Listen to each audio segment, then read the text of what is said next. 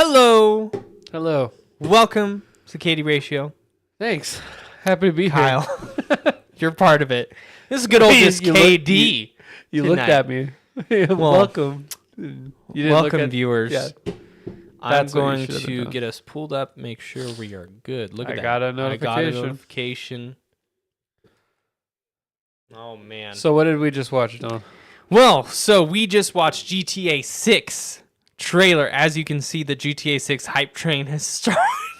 So this title we did not create. We got set up. Yes. Our third man created that title and then he abandoned us. So I don't know if I could if I'm really the right person to say that I'm riding the hype train for GTA 6. Yeah, so we both watched it. Does that show up? Did I do it? Did you do it? I don't know. Hold on. If I transition. Oh! I think I did it. Wow, there we go. We got GTA 6. Amazing. We watched the trailer. It seemed good. It was Yeah. mainly a story trailer. I didn't see any gameplay myself. Or maybe the gameplay is just that good. True. If the gameplay, I mean, If the gameplay was that good, that'd be another level. well, the thing is we watched right after we went and watched Red Dead Redemption 2 trailer 2. And they both had similar structures. Red Dead was also a story trailer for the second one, but then you could also tell like when they were using in-game cutscenes and when they were using like pre-rendered cutscenes. This definitely felt like on this. I didn't. If they're using in-game cutscenes, that's amazing. It's gonna blow my mind. So, but also the Red Dead, because we went back and we watched Red Dead trailer. yeah, That trailer, the game looked much better than the final product. Yeah. Not that the final product looked bad, but it didn't look like that trailer. no. So I don't know about hype, but sure. When it comes out next year, I'll probably start getting more hyped. We have a whole year till it comes out. I know a lot of other video games were breathing a sigh of relief that Did they announce the date when they did? yeah, Because they know because they were when waiting. not to when not to release their game. It's not shadow dropped like Oblivion did. Yeah. If the internet would actually break if they shadow drop GTA. Could you imagine? I can't. I can't even imagine something like that. What if that trailer came out? It was like coming out tonight. And well, Fallout 4, Fallout 4 was Bethesda likes to close. do that. They were like, "This game is coming out in 3 months," Yeah. or something like that. So, Do you think GTA 6 will be the highest selling or grossing game of all time? I think when it releases, probably. Yeah. But the weird thing is, like, GTA 5 sold a lot. A lot. Do you think it'll be more than that?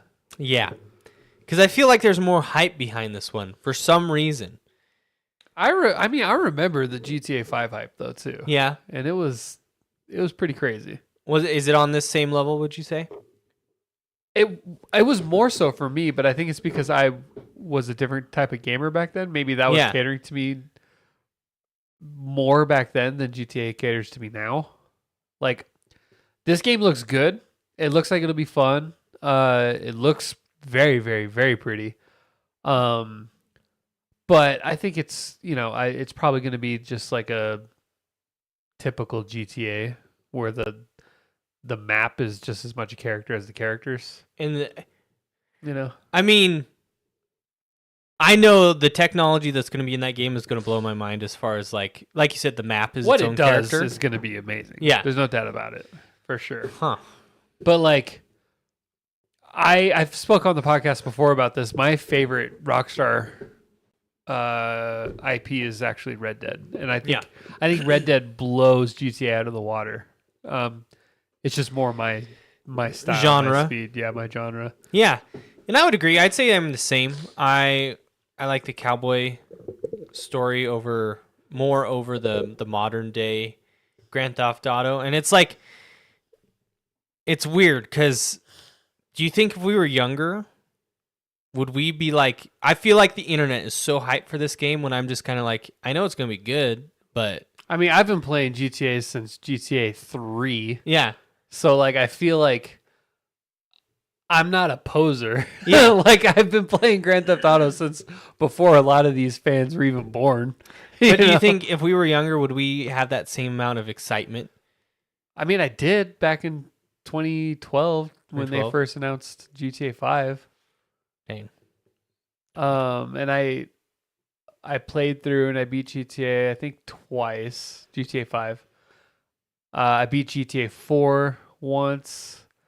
I am excited about Vice City, like because I am kind of over like Los Santos, Los Santos, like LA. LA, Like I'm kind of over that. going back to Florida. Yeah, like I do like the potential for kind of crazy antics of a Miami type city, And Florida is a cool environment. I'll be interested to see because GTA always has like an equal amount of like kind of wildland, and there's like there's lots of different types of biomes, if you will, within the map. I would like to see like Everglades, like Florida, you know what I mean, and like see if there's like hunting, like alligators and stuff, and like all kinds of. That would be kind of cool. That would be fun. Now, what are the strip clubs going to be like? No idea. You're in a I would relationship in this never game. Go into a strip club in a video game. Never. Not even for the required story mission? Only for the story mission. And I would play blindfolded. No. I can't see. No, I don't know what's happening. Yeah, this is the story will be interesting because they're the two main characters, which at this point it looks like you're going to be playing both. Yeah. Lucia and deep voice guy. David. Was his name David? I don't remember. Dang, he didn't even make that good of an impression. Lucia He seemed did. like generic hunkback guy. Sounded like Troy Baker. A little bit. He might be Troy Baker. I wonder who it is. It's probably not. They don't typically hire like The big name. Yeah, they hire like more authentic Yeah. actors. Probably a guy that usually in the actors look like them too. Yeah. Which Troy Baker does not look like that big dude. No. Let's see. His name is. It's not an IMDb yet. We're gonna find out. We're gonna find out. But it is interesting because this is the first time in a Grand Theft Auto game that you also play. Is this the first time in a Rockstar game in general that you could play as a female character? I don't think that you've ever been able to play as a female character before. Yeah, I think so. In any Rockstar game. Interesting. They don't know. Oh, they haven't announced the cast yet? There's speculation. Interesting. So they think that the guy that plays... Oh, God. I opened this link. Now I have to read 6 paragraphs. Jason. Jason. Some have guessed it's Troy Baker.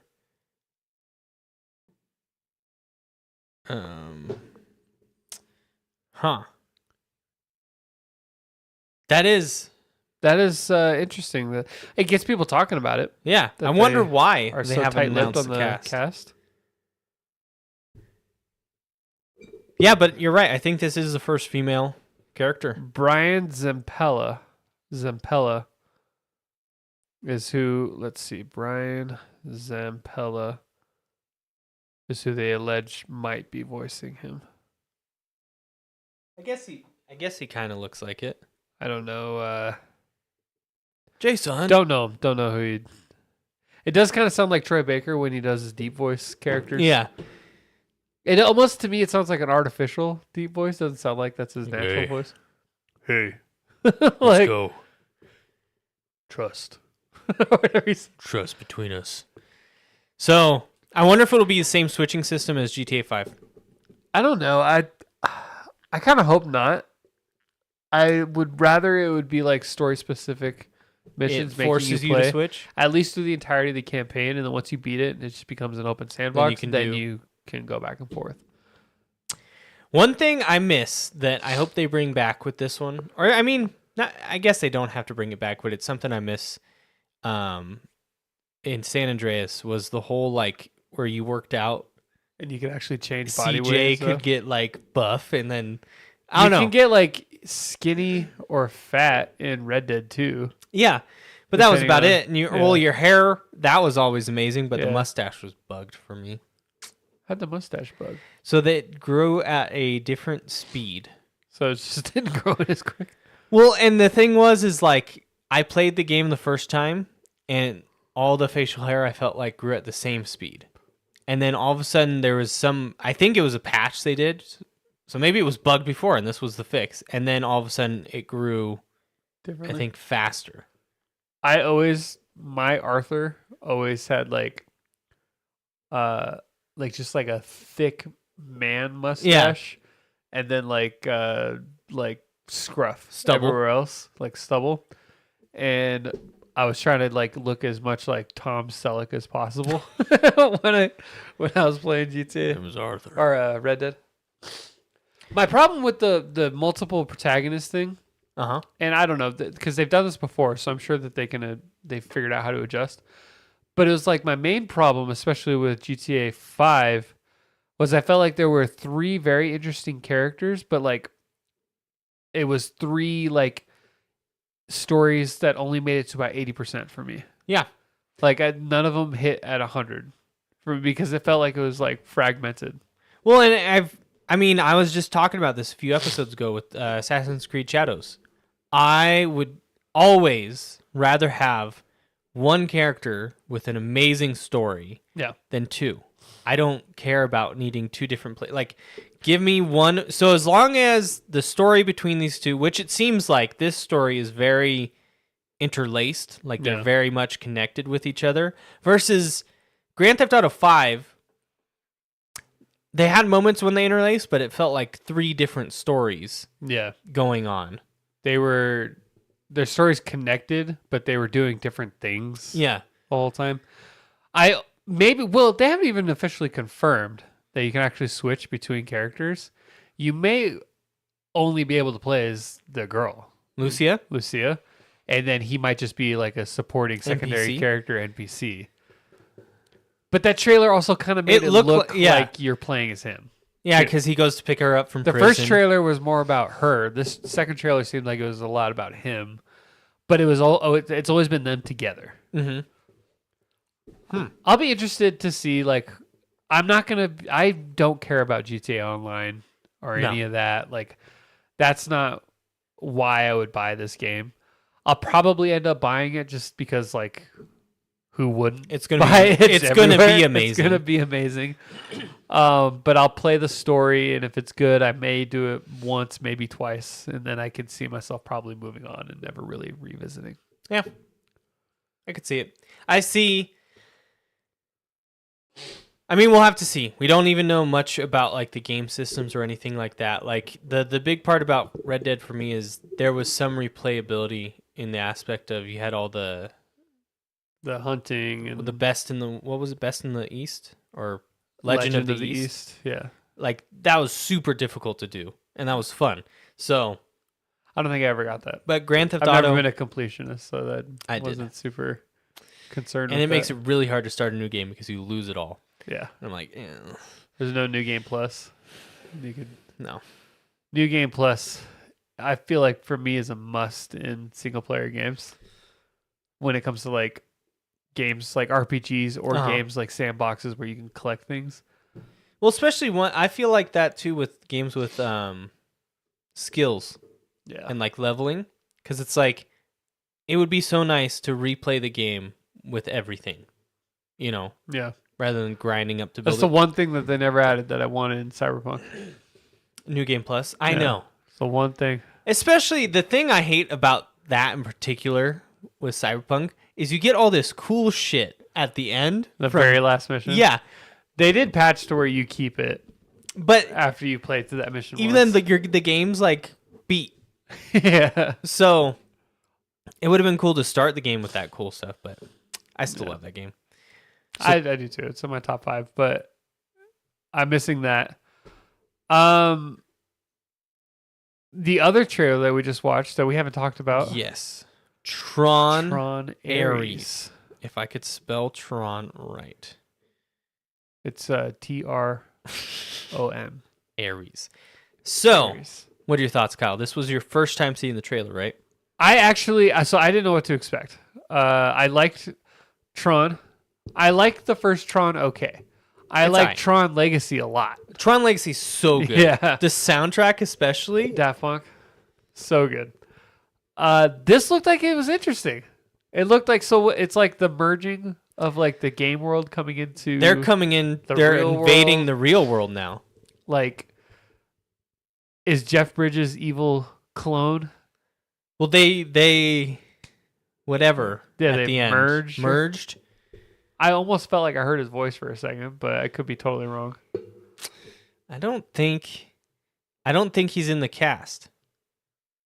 So the idea is that the bad guys from the Tron world are coming into Earth, and no one really knows how to handle it. And like it shows the military fighting them, just getting decimated. The soundtrack, which is not Daft Punk, but is Nine Inch Nails, it actually sounded pretty good. It had like Paul Leonard Morgan vibes. Have you ever heard his music? After this, we'll look him up.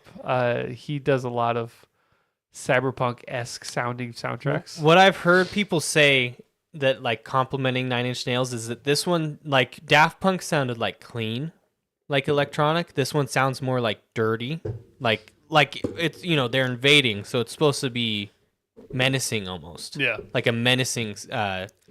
It gave off like cyberpunk Yeah. 2077 vibes. So The way that sounded. And I didn't know. So I didn't know Nine Inch Nails had that in them. But I gotta admit, I'm not a fan.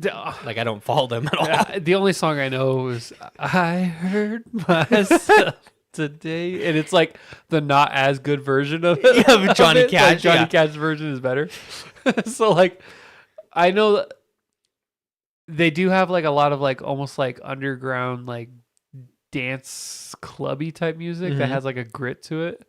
But I don't know them enough to like say like I wouldn't be able to hear it in public and be like, oh, it's Nine Inch Nails. Yeah. You know what I mean? Like, But it looks good. And Jared Leto is from this trailer, the trailer it's out, you can't really tell. My guess is it looks like he's the villain. But I don't know. Or maybe he's the hero for the Tron people. What do you call the Tron people? The computer people? programs. The programs. So, and I wonder, I think when I looked it up last, I don't think they got any Olivia Wilde or whatchamacallit from the first movie to come back. The son of Jeff Bridges. Yeah, I don't think so either. They have so far, so Jared Leto plays Ares. Evan Peters playing Julian Dillinger. Jeff Bridges plays Kevin Flynn. Is Dillinger, is that Tron? So is that like Tron's son? No, his son was like something else, Flynn. No, the guy. Because Flynn was Jeff Bridges. Yeah. But the Tron guy, Oh, huh. the guy that Tron is modeled after, Alan Bradley. Oh, so no, never mind. Jeff Bridges is in it. Okay.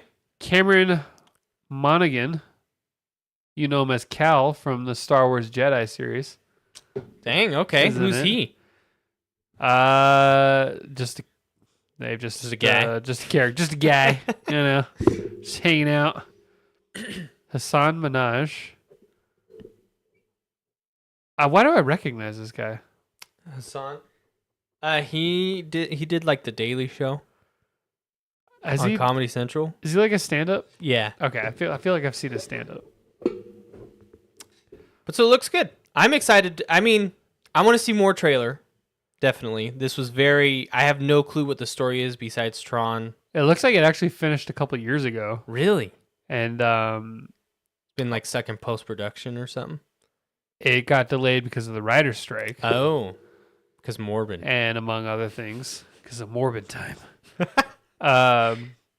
So it pretty much wrapped up in 2023. Oh, no, it was scheduled to release in 2023. It didn't get to even start filming until 2024 because wow. it got delayed because of the writer's strike. 10/10/25 is when it comes out. And it's a movie. That it is. I just wanted to make that clear because it comes out on Disney Plus. Oh, it does? It's going to be one of I their think it's going to be streaming? one of those ones where it does both. I don't And know so about people might look at that and think Damn. that it's a series. It's not a series, it's a movie. What have you seen? Another trailer I want to talk about, but it Maybe I'm wrong. entirely on that, depends on if you saw it. Did you see the Predator Badlands one? but only the memes on the Okay. Predator kind of looking not great. Damn. Okay. Well, Why? I'm excited for it. I love the whole Predator like lore, and I really loved- liked Prey. It's the same dude Yeah. doing it. Did you see the anthology series one? Yeah, You saw the trailer for that? I did. That one looks cool. Yeah. I I think thought that was the same thing for a while, not going to lie. they're both by the same guy. Yeah. And he's just like, let me do it all. But I do think the Predator looks weird. I think the internet is going a little too hard on it. Yeah, it's the internet, though. They are like, They're they're hoping they insane. can get Sonic situation again. I'm like, I don't. It doesn't deserve a whole Sonic thing where No. they don't have to retrofit Sonic the whole... did. Sonic was bad. Sonic was scary. And you know what?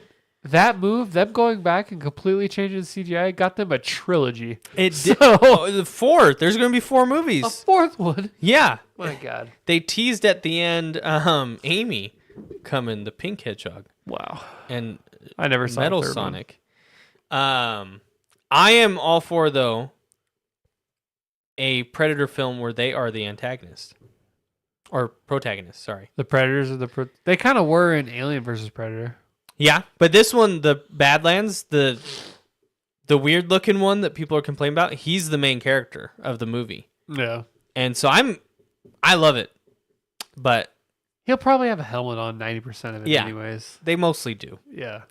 Um They're not supposed to be like pretty either.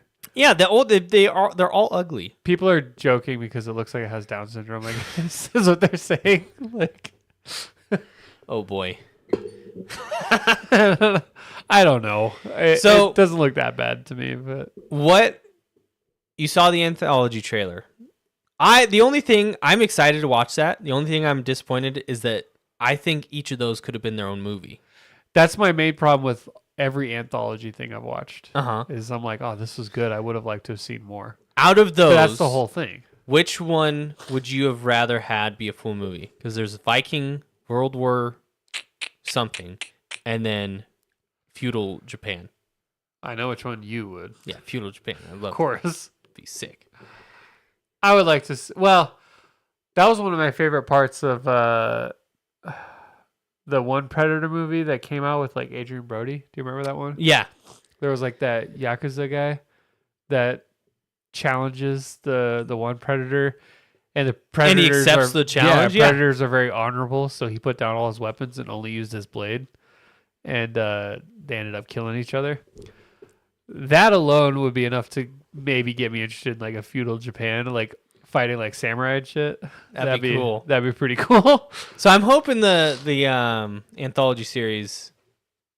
I don't know. Did you see? Is it a movie and they're all 3 in the movie, or is it 3 episodes? I thought it was a miniseries. And is it 1 episode per, or is it going to be like? I could be wrong, but I thought it was 1 episode per Okay. story. Well, fingers crossed. I trust this guy though. He did. Prey is one of my favorite Predator movies, Yeah. besides the original. But even then, Prey's a little bit better. I actually really liked the 2010 Predator Adrian with Brody Adrian one? Brody. That one was good. It had a lot of weird casting choices though, like Topher Topher Grace as a Well, he serial was a killer, Adrian Brody as the tough military Mercenary. dude. Like it was odd some of the choices they made. but, Wasn't like, overall it was actually entertaining. It was good. Wasn't what's her name from Fast and Furious in it? Yeah. What is her name?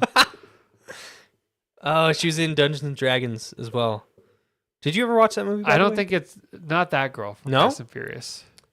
Had another girl from Fast and Furious? It had a different one. Was it Predator? It was Predators. The one Alice Braga. You're thinking Ah, yeah, I don't think was she in Fast and Furious? No, I don't think she was. You're thinking of the Rodriguez something. Her name is last name. she plays Letty Yeah, in Letty. yeah, what is the and she was also in she's in a bunch of things. Michelle Rodriguez. There we go. You're mixing them together. Dang. Michelle Rodriguez was not in Predators. Okay. Yeah, we'll keep an eye on that one. I probably want to see that one in theaters. Yeah. I want to support it because I'm all for. Ever since I was a kid, did you ever play the arcade cabinet, Alien vs Predator? No, I don't know. Oh, I don't even know.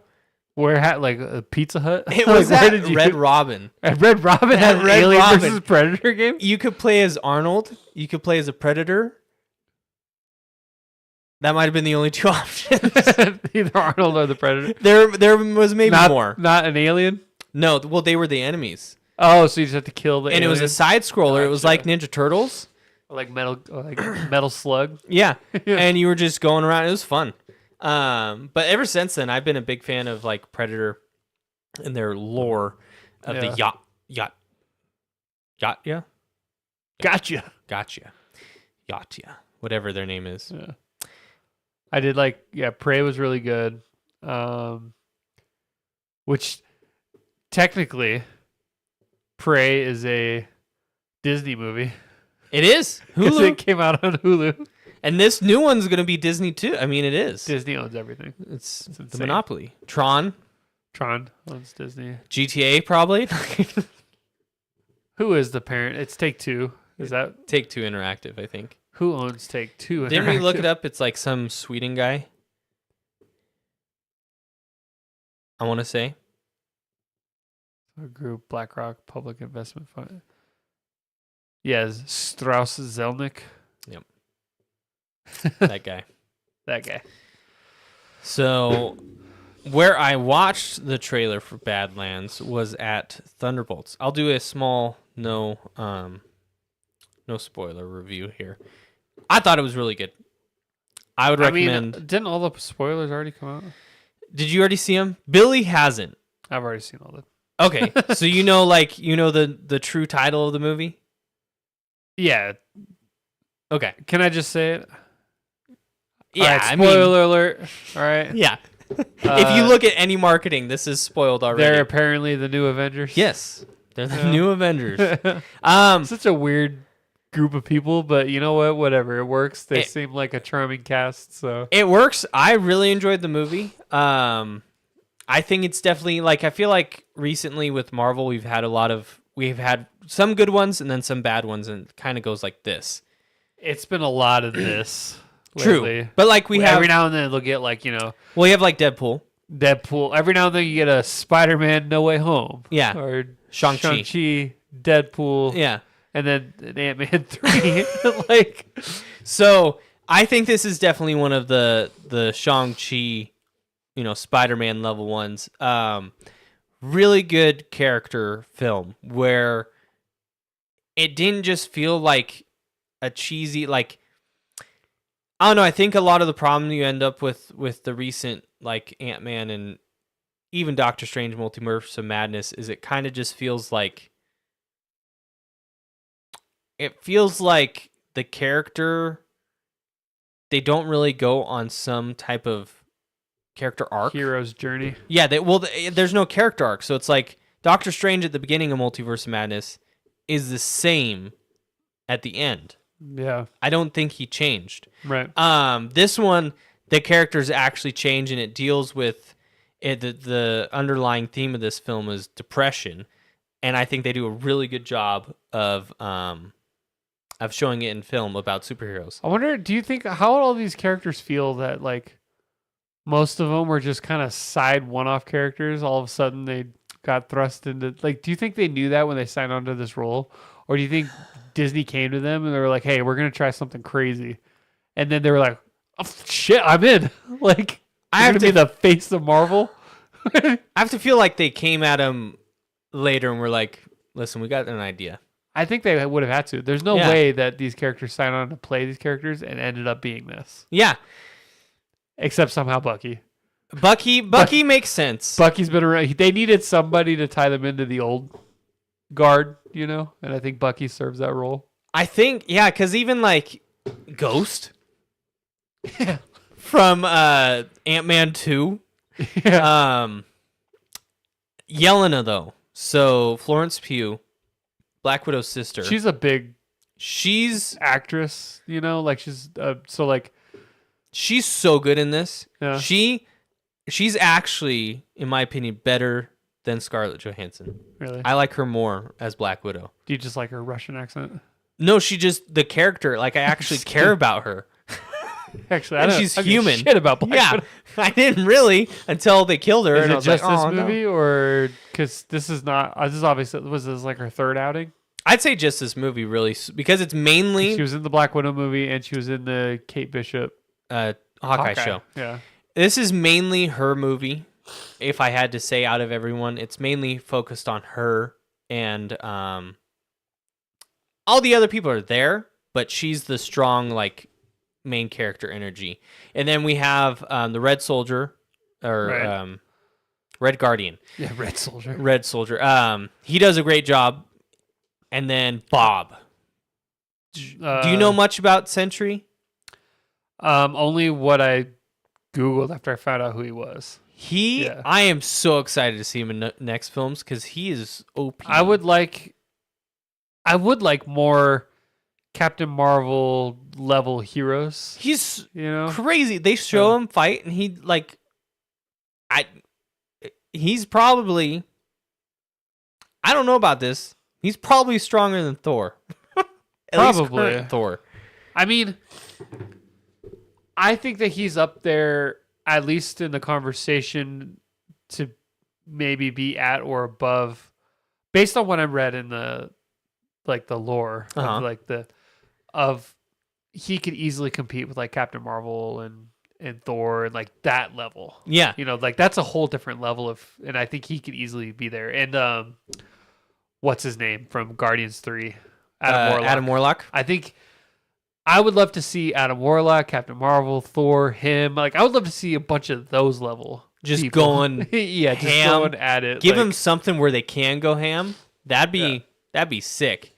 One thing I wanted to say too that I really enjoyed about this movie, because I mean we can go further into spoilers too, but this is one of the first Marvel films in a long time where it gave me that old feeling of like excitement for the next movie, because I just realized this too. I watched another YouTube video, and they had a good point of all the other Marvel films, or at least a lot of the bad ones, or bad. What I mean by bad, they aren't horrible, but they're just not as good. They fell off. Yeah.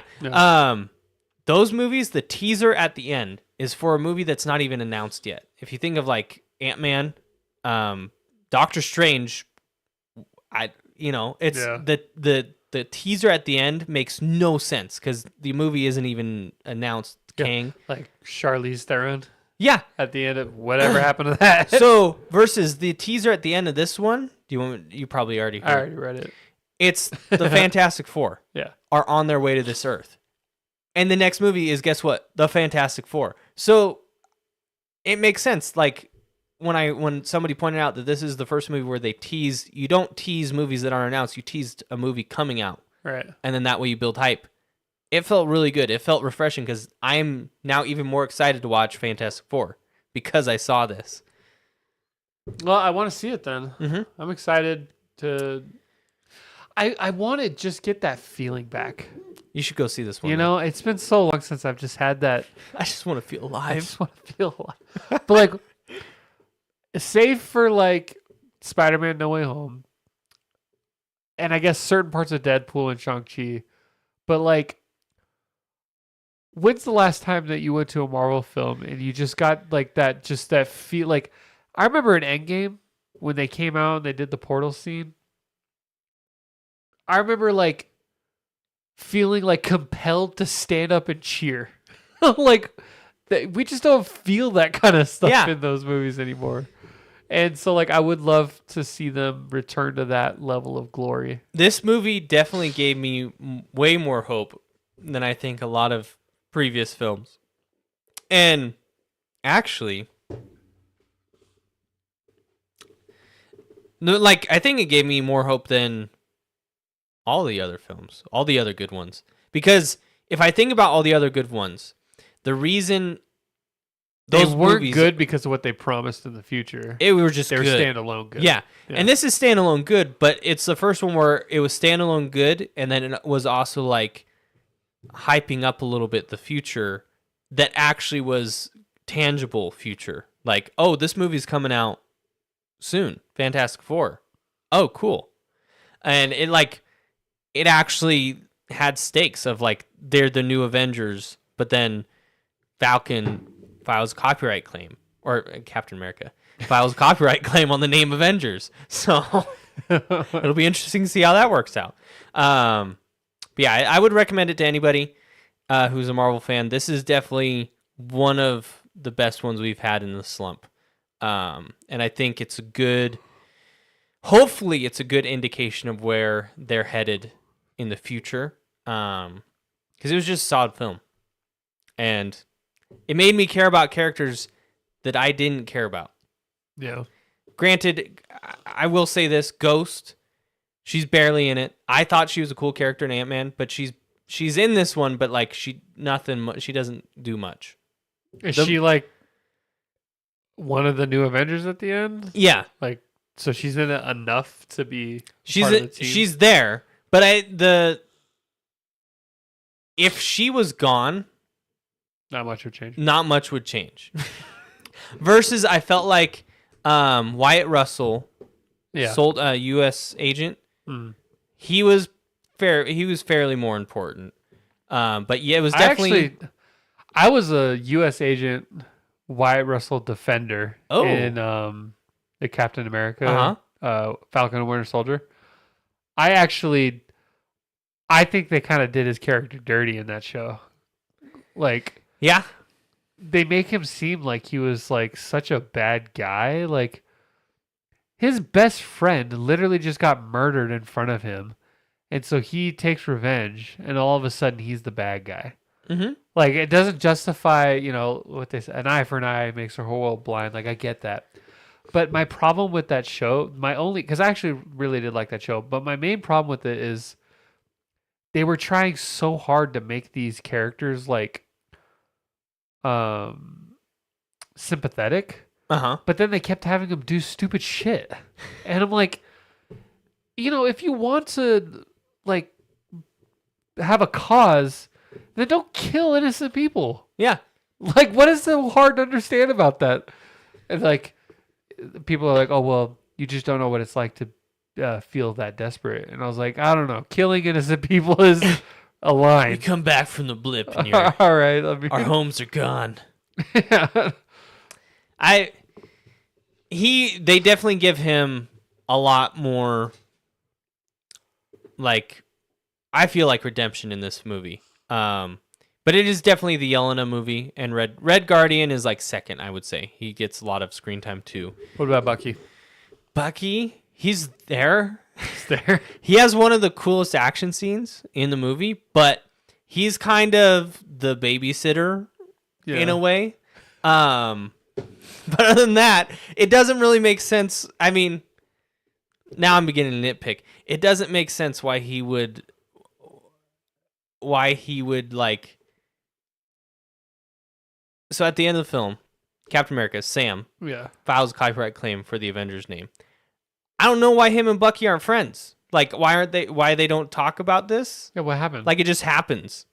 Like, they're like, wasn't Bucky like sleeping with his sister or something? Right? Like, so that part didn't make sense. I was like, wait, why is Bucky like? Maybe that's why they're not friends. Yeah. Broke her heart or something. Bucky's also a congressman in this. What? Yeah. That's in the wild. beginning of the film, and then he kind of gives up on it to go do superhero stuff. Interesting. But yeah, really enjoyed it. Would recommend. Nice. Go watch it. This still never hold the nostalgia I have for the OG Avengers, but No, the original 6. the original 6, but it gave this one gave similar vibes of like, I don't know, they had something right about this. Damn, do you think Sebastian Stan knew that he would be a part of the MCU for that long? Ever since signing up to be Captain America? Probably not. His character literally got killed off in Captain America. Yeah, in the first one, and then he And then came he gets back. brought back, and he's been in like every big Marvel movie since, almost. Huh. I bet he didn't. There's all these jokes that he's a much better fighter when he's the Winter Soldier. Because when he's Bucky, he just has a machine gun. He's just shooting. But when he's Winter Soldier, he's taking on Black Panther, Captain America, and he's wrecking them. So they have him fight. There's a fight scene against Sentry, and he does. It's pretty cool. He does the same move he does in the Winter Soldier, where he punches and he drops the knife, and then tries to. Yeah, but it's Sentry. Yeah, and so Sentry just whoops his ass, but it's cool to see, and you're like, hey, I know that. I know that move. I've seen that before. Okay, well, I'm excited then. I'll Yeah. have to see it before it leaves the theaters. You should. Another one I want to see soon. I want to see Sinners. I've heard good things about that. Sinners. Yeah. Never It's heard of it. What's it about? Ryan Coogler, director, and Oh, he came up with it. It's about vampires. yes. I have heard of that, actually. Michael B. Jordan. I do like Michael B. Jordan and Ryan Coogler. And it's got They always. the girl from Hawkeye. What's her name? Kate Bishop. But what's the actress's Haley name? Steinfeld. Haley Steinfeld. Yeah. Haley Steinfeld. So I want to see that. Did we talk about Daredevil? The full thing No. Yeah. on podcast? Did we? I don't know. I can't remember. But we finished it. We did. All right. Both independently. What do you feel? How do you feel?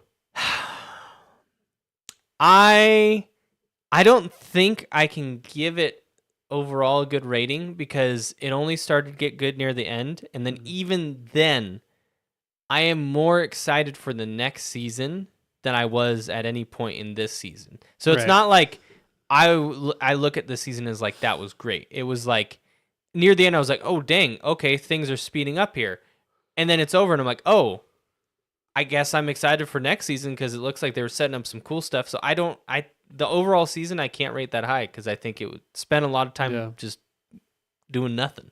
It's pretty controversial right now because the internet's like in love with Daredevil, and I do see like a lot of really good moments in it.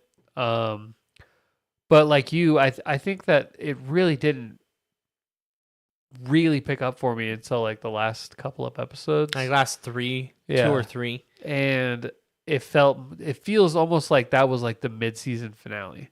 Yeah. Whereas I didn't get like the satisfaction I got at the end of Daredevils 1, 2, and 3 on Netflix. Like those felt like Season finales. season finales. Yeah, This- you bring up a good point. It felt like a mid-season finale right now because it was Yeah. like we set up this big thing of like, Kingpin finally has his army of corrupt cops and Daredevil is about to go in, but then he's like, I need an army. And then it ends and you're like, oh. like that's cool, but it almost seems because originally I know it was slated for 18 episodes. It seems to me like they decided that instead of having one long season 1, they're just gonna split up in season 1 and 2. But the pacing was slow at times. I feel like the build up to finally see Kingpin be Kingpin it took a while. The rewrites definitely hurt. Yeah. Well, the rewrites did good. The episodes that were truly original, like truly just the new writers, were the best ones. yeah. So, but it definitely having to rewrite the show like that hurt the overall season, in my Yeah. opinion. And I'm being maybe overly critical of it because of the fact that I care so much about the characters that are in it, and I just want to see them do well so that we could see them do well for a long time. Yeah. Um, but I also feel like it wasn't a very good showing for the Punisher either. Okay, I have a gripe with. So it furthers on to your mid-season finale. There's a lot of hints that it being that he gets kidnapped only for him to escape in the same episode. Yeah.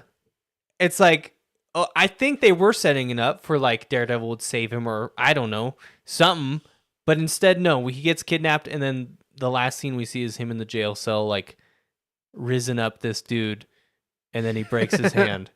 Yeah. So you're from Brooklyn, right? Yeah, come shake my hand or whatever. Shake my hand right now. We're just two Brooklyn bros. And then it breaks his neck. Yeah, I don't know. Overall, I would say that the series had many highs and many lows for me. And the inconsistency is what I wasn't a huge fan of. But I do love that Marvel took a chance on it. They didn't shy away from like the R-rated stuff. Oh, especially. I mean, we didn't really see much of it until the scene where Kingpin crushes a dude's skull right on camera, just crushes the dude head right. Which everyone kind of saw that dude was gonna die. Like, yeah, they hinted at it from like when they very first introduced him, way in like episode 1 or whatever. But that it caught me off guard how brutally he was killed. But that's perfect for Kingpin. Yeah, because that's the same Kingpin that smashed a dude's head in a door. It's like that Kingpin does that kind of stuff. And so like that was as morbid as that sounds. That was cool to see. Yeah, like that they didn't shy away from a scene like that. And so I hope that I think it did do well enough to where they'll get that season 2. Because I think they're already shooting it. Yeah, people are in love with it. They if you go in line and they look at it, it's being talked about very highly. So I just hope that it's just a little more consistent in season 2. Who do you think his army is going to be? Daredevil's army. The new Avengers. I mean, they're basically the same level as him. Some of them. I know they're like barely more than him. Yeah. Some of them are. Yelena is less than him, if I'm being honest. Yeah. Red Guardian is stronger for sure. Ghost, she can phase through walls and stuff, obviously. U.S. Agent is stronger. Bucky's stronger. Bucky's so it's just stronger. Yelena. So Yelena, but if Yelena can compete with them, so can Daredevil. Yeah. You hear Daredevil is somewhere between Yelena and Super Soldier. Yeah. Daredevil's somewhere. Well, I guess both Yelena and Daredevil were trained from like childhood to be like amazing. To be amazing. The only thing is Daredevil has. I wish I was trained from childhood to be amazing. Right. Daredevil has his echolocation. Yeah, and that she doesn't. He can hear things from a while. Yeah. Huh. Daredevil. I mean, he keeps up. Do you think they're gonna get Jessica and Luke and Iron Fist? I don't know. Iron Fist, not likely. Yeah. Which, Luke, I mean... Jessica and Luke, maybe a little bit more of a chance. I feel bad, because I don't think that was his fault. I don't think it was the actor's fault. I felt like it was whoever was writing that show I didn't even finish it. That's how bad it was. Yeah. And he had a much better showing in the Defenders. Yeah. Like, his character was not in his fighting. That was the main thing for me is I don't even really remember what the writing was like. But I do remember thinking the fighting looked goofy as hell. Like for a show about a kung fu guy who's supposed to be the world's best like martial artist. Like, can you picture that dude fighting Shang-Chi? No. Shang-Chi is basically the same type of character. Yeah. And it's not even close. Like, Shang-Chi's was really fun to watch. I watched it 6 times in theaters. Yeah. Did you hear who or the theme they played when he said that? Did you ever see this? What? When he says, I need an army. I don't remember what the theme was. So the music theme that they played was from Spider-Man No Way Home. Like, do you think Tom Holland's Spider-Man is going? That would be. They team up all the time in the comics. I would love that. It would be so cool. I need an army. But or just one man. Spider-Man. Spider-Man. That's how it ends. Like the most over-the-top, blatant. I would love to see Spider-Man. Look, Billy shows up right when we're talking about Spider-Man. Of course he does. Sup, Billy? You tuned in just at the time.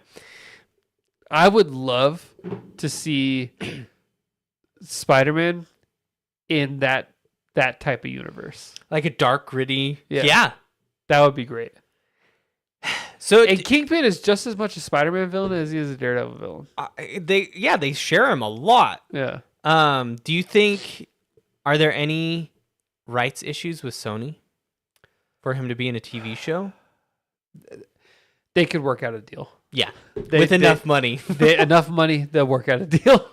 That's what they do every time. That'd be cool. I think right now, is it still any MCU Spider-Man? All the merchandising rights go to Sony? Is that what it is? I think it's the... Or is it the other way Look around? at that, Cole. That's right. Spider-Man is the best superhero. We don't tolerate Spider-Man hate. Billy Thanks hates to be Spider-Man. on our side, Cole. Yeah. The side of reason. How it should be. I want to say it's reverse. I think Disney gets all the merchandising and Sony gets the movie. Okay. Which seems crazy, but Disney's like, whatever.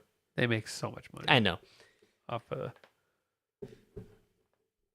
of their Marvel. I mean, even their bad movies make money. Mm-hmm. Like Even their money makes money. their money makes money. Their money grows money. Their money replicates. Self-replicating. It's like the sun in Spider-Man 2. It's self-sustaining now. Drown it. It's Marvel.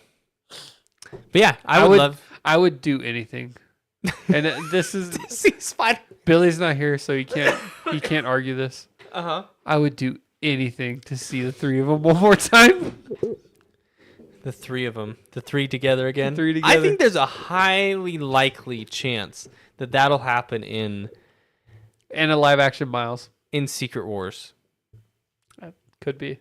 I think there's a really... Because we're going to see a collapsing of multiverses, supposedly. That's what happens in the comics anyways. The one thing I hate is when beloved characters get treated poorly. And so like I would not want to see them brought back just to be one off the way that John Krasinski's I saw Marvel, a or not theory. Captain Marvel, Mr. Fantastic. Do you think we're going to see the Council of Reeds? And do you think will be We'll back? have John Krasinski, Miles Teller, and then whatever his face is. Miles from Teller. I Fox. forgot he even played a Yeah. version of. And then whatever his face is from the Fox ones. Aun Grufford. Sure. It's like Ioan. I don't know how you pronounce that name. Billy says, I secretly love Spider-Man, and I'm so glad we're talking about it again. Yeah, I saw him being X-rated with himself to a Spider-Man video when I walked in today. And I was like, Pretty spicy. I was like, what are you doing? And then he's like, oh, and he switched it to the Guild Wars. To the stream. Guild Wars channel. I Yeah. knew it. I said, that's pretty weird of you, sir. And he said, yep, I just love Spider-Man. That's what he told me. Sounds about right. Spidey spanking is Yep. what Billy said. It's called Spidey Spank Me. Yeah, he got his ass up to the TV. And Spidey was... And Spidey was making the motion, and he was doing the... Wow. Yeah. You're into some It was kinky- crazy. And he did it for like 10 minutes before he realized I was standing there. I didn't say anything. I secretly was enjoying it too. You were also Spidey spanking? Yeah. So, since, we're on the topic of Spider-Man, me and you, Kyle, we've never really got to talk about it. What do you like so much about Spider-Man? We've never talked about this before. I don't feel like, because Billy always is like, oh my God. I hate people that struggle. I don't like when they have bills. Do they have value? Does he bring value? I tie it into when I was a very young child when Tobey Maguire's Spider-Man came out. Same. I was like 6 when that came out. I want to say 2001, 2002, so I would have been like 7. And seeing that really set the precedent for me on like every superhero to follow. Like I was like, there was something about like a young boy watching Spider-Man and hearing Uncle Ben saying, "With great power comes great responsibility," that just like changed my life forever. Well, and then they had all the like that was a perfect age because they had the cereal. Yeah. They had. I remember getting the cereal boxes with there was something in them. It was like the demo for Spider-Man 1 or something like that. And then, did you ever have the web canisters? Yep. Yeah. And I remember, so I watched the Spider-Man movie, and I went home, and I didn't have the Spider-Man game. Because all I had, my dad was a PC gamer, so all we had was like PCs. And so the only game I could find at the store that my parents let me buy was actually the Spider-Man Activision, Spider-Man Neversoft game that came out in like the year 2000. And I got that, and I played that, and that made me fall in love with comic book Spider-Man. So that's after the movie. That came out, so I watched the movie first, and then you got that game. But that game was already a couple years old. It was like on sale.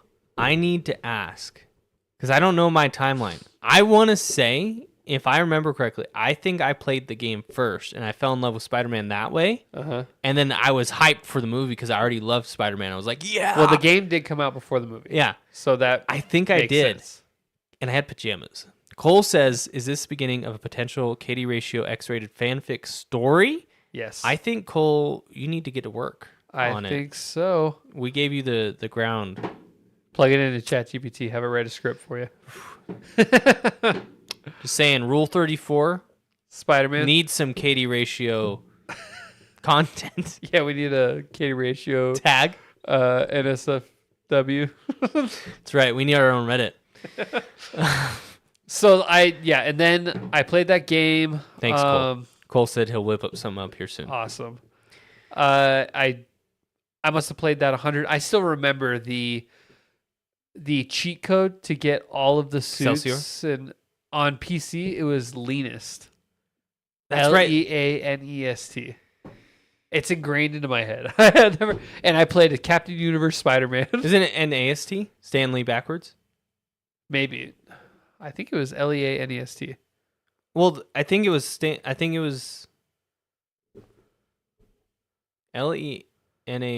What was it? Lenest. I want to say it was like Stanley backwards. I don't. And Excelsior. I know Excelsior was one.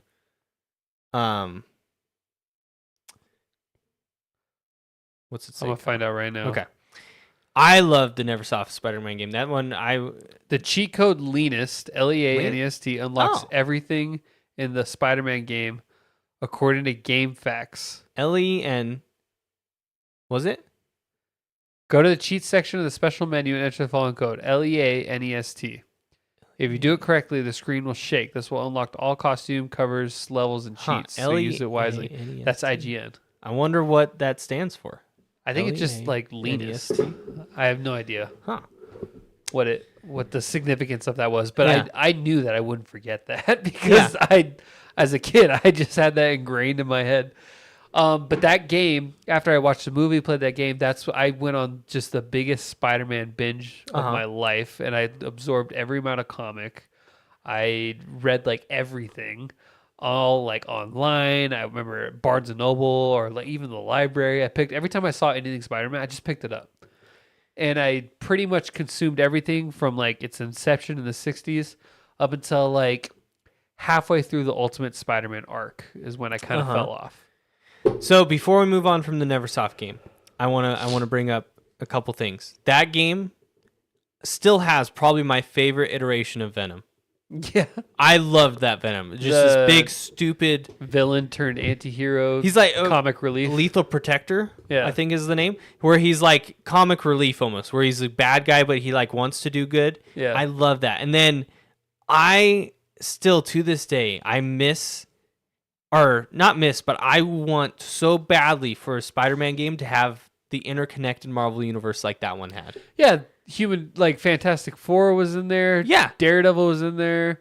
Who else was in it? Luke Cage, I think. Was Luke Cage in that one? I can't remember. I know he's in Web of Shadows. Luke Cage is. Yeah, he was in Web of Shadows. I played every Spider-Man game. Punisher was in. Yeah, Punisher was in it. Yeah. It was before that there was all this rights stuff. Yeah. It was like Marvel was just Marvel. They could do whatever they wanted. Now it's like they have to get permission from all these other studios and I just miss that. I guess Web of Shadows did something similar, to be honest. It had Wolverine, Luke Cage, I don't know who else. But it had Black Widow. Yeah. And Shield. so I just want an interconnected one again like that, because it was so fun to race Human Torch. Yeah, little race. Yeah. I remember the first mission opened up with a bank heist, and you had to go in and stop all these robbers. And the graphics were so bad that they couldn't make the ground look good. So their explanation It's the was fog. Yeah, they poison the air supply, and you couldn't. So everything was just this yellow fog that was poison. What was your favorite costume in that one?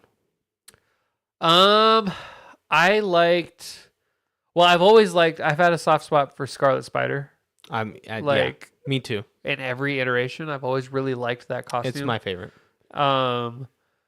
But I liked Captain Universe, because Mhm. that was when I first learned what the uni power is and all that. But Scarlet Spider's always been kind of my favorite Spider-Man costume. And then didn't you? That's where I found appreciation for the Spider-Man armor Mark 1. Yeah, the silver plated one. Yeah, that one in Spider-Man PS4 when they unleashed it in that DLC. I've worn that one a lot just because it brings back a lot of nostalgia, because it's goofy looking, but I love it. I've always liked Ben Reilly as a character too. And then supposedly they ruined him. I haven't kept up with it by making him Chasm, I think his name is now. Yeah, well, I know they killed him off at one point, but no one's ever really dead in Marvel Comics. But I really liked Ben Reilly, and I liked him as Scarlet Spider, but I love that costume. And they kind of memed it in Beyond the Spider-Verse. Yeah, where he's where he's all 90s edgy or whatever. But I like that character, and I like that costume. And I even love his other costume, when he actually has the real Spider-Man one with the off-center spider. Yeah. I that's one I've been asking for. I've been wanting in the Insomniac games. Yeah. Well, I guess we better stop talking about Spider-Man. We still got 30 minutes of Spider-Man content to get to. Then he already puts up with us talking about Mass Effect every episode. I know. Then did you pay? He gets on just to snore. What was the comic? Hello, sir, by the way. Hello, Howdy. Billy, say hello. Now the episode could really start. What was the comic one that was Ultimate? Was it Ultimate Spider-Man, where you played as Venom for a little bit? Yeah, it was Ultimate Spider-Man. That one was pretty good. That was based on the arc Ultimate Spider-Man. That was pretty edgy, if I remember too. Relaunched everything. Yeah, well, that comic was totally different than anything they had ever done. And it had a pretty good run. But ultimately, that comic is also what introduced Miles, the Ultimate Spider-Man. Really? Yeah, because the Spider-Man that dies in the comics is Ultimate Spider-Man. And then Miles becomes the new. So there would really be no Miles Morales without the Ultimate Spider-Man arc. Huh. Is that where they cast Miles Teller? Yep. Miles Morales. For Miles, can you imagine if they casted a white dude as Miles Morales? Hey man, it's 2025. And on top of that, a 35-year-old man, play the teenager, not playing a. I mean, he might be a less cringe-worthy voice actor than the current Miles we have. He's a great voice actor. He's just a weird dude. Do you know this? Probably not. I can't express to you how little I care. So the guy that Well, we're voices, gonna tell you I'm anyway. going to tell you. Yeah, clearly, he's got a mission. Yeah, the guy that voices Miles Morales in the animated Spider-Man film, The big films that like made $1 billion. Those, yes.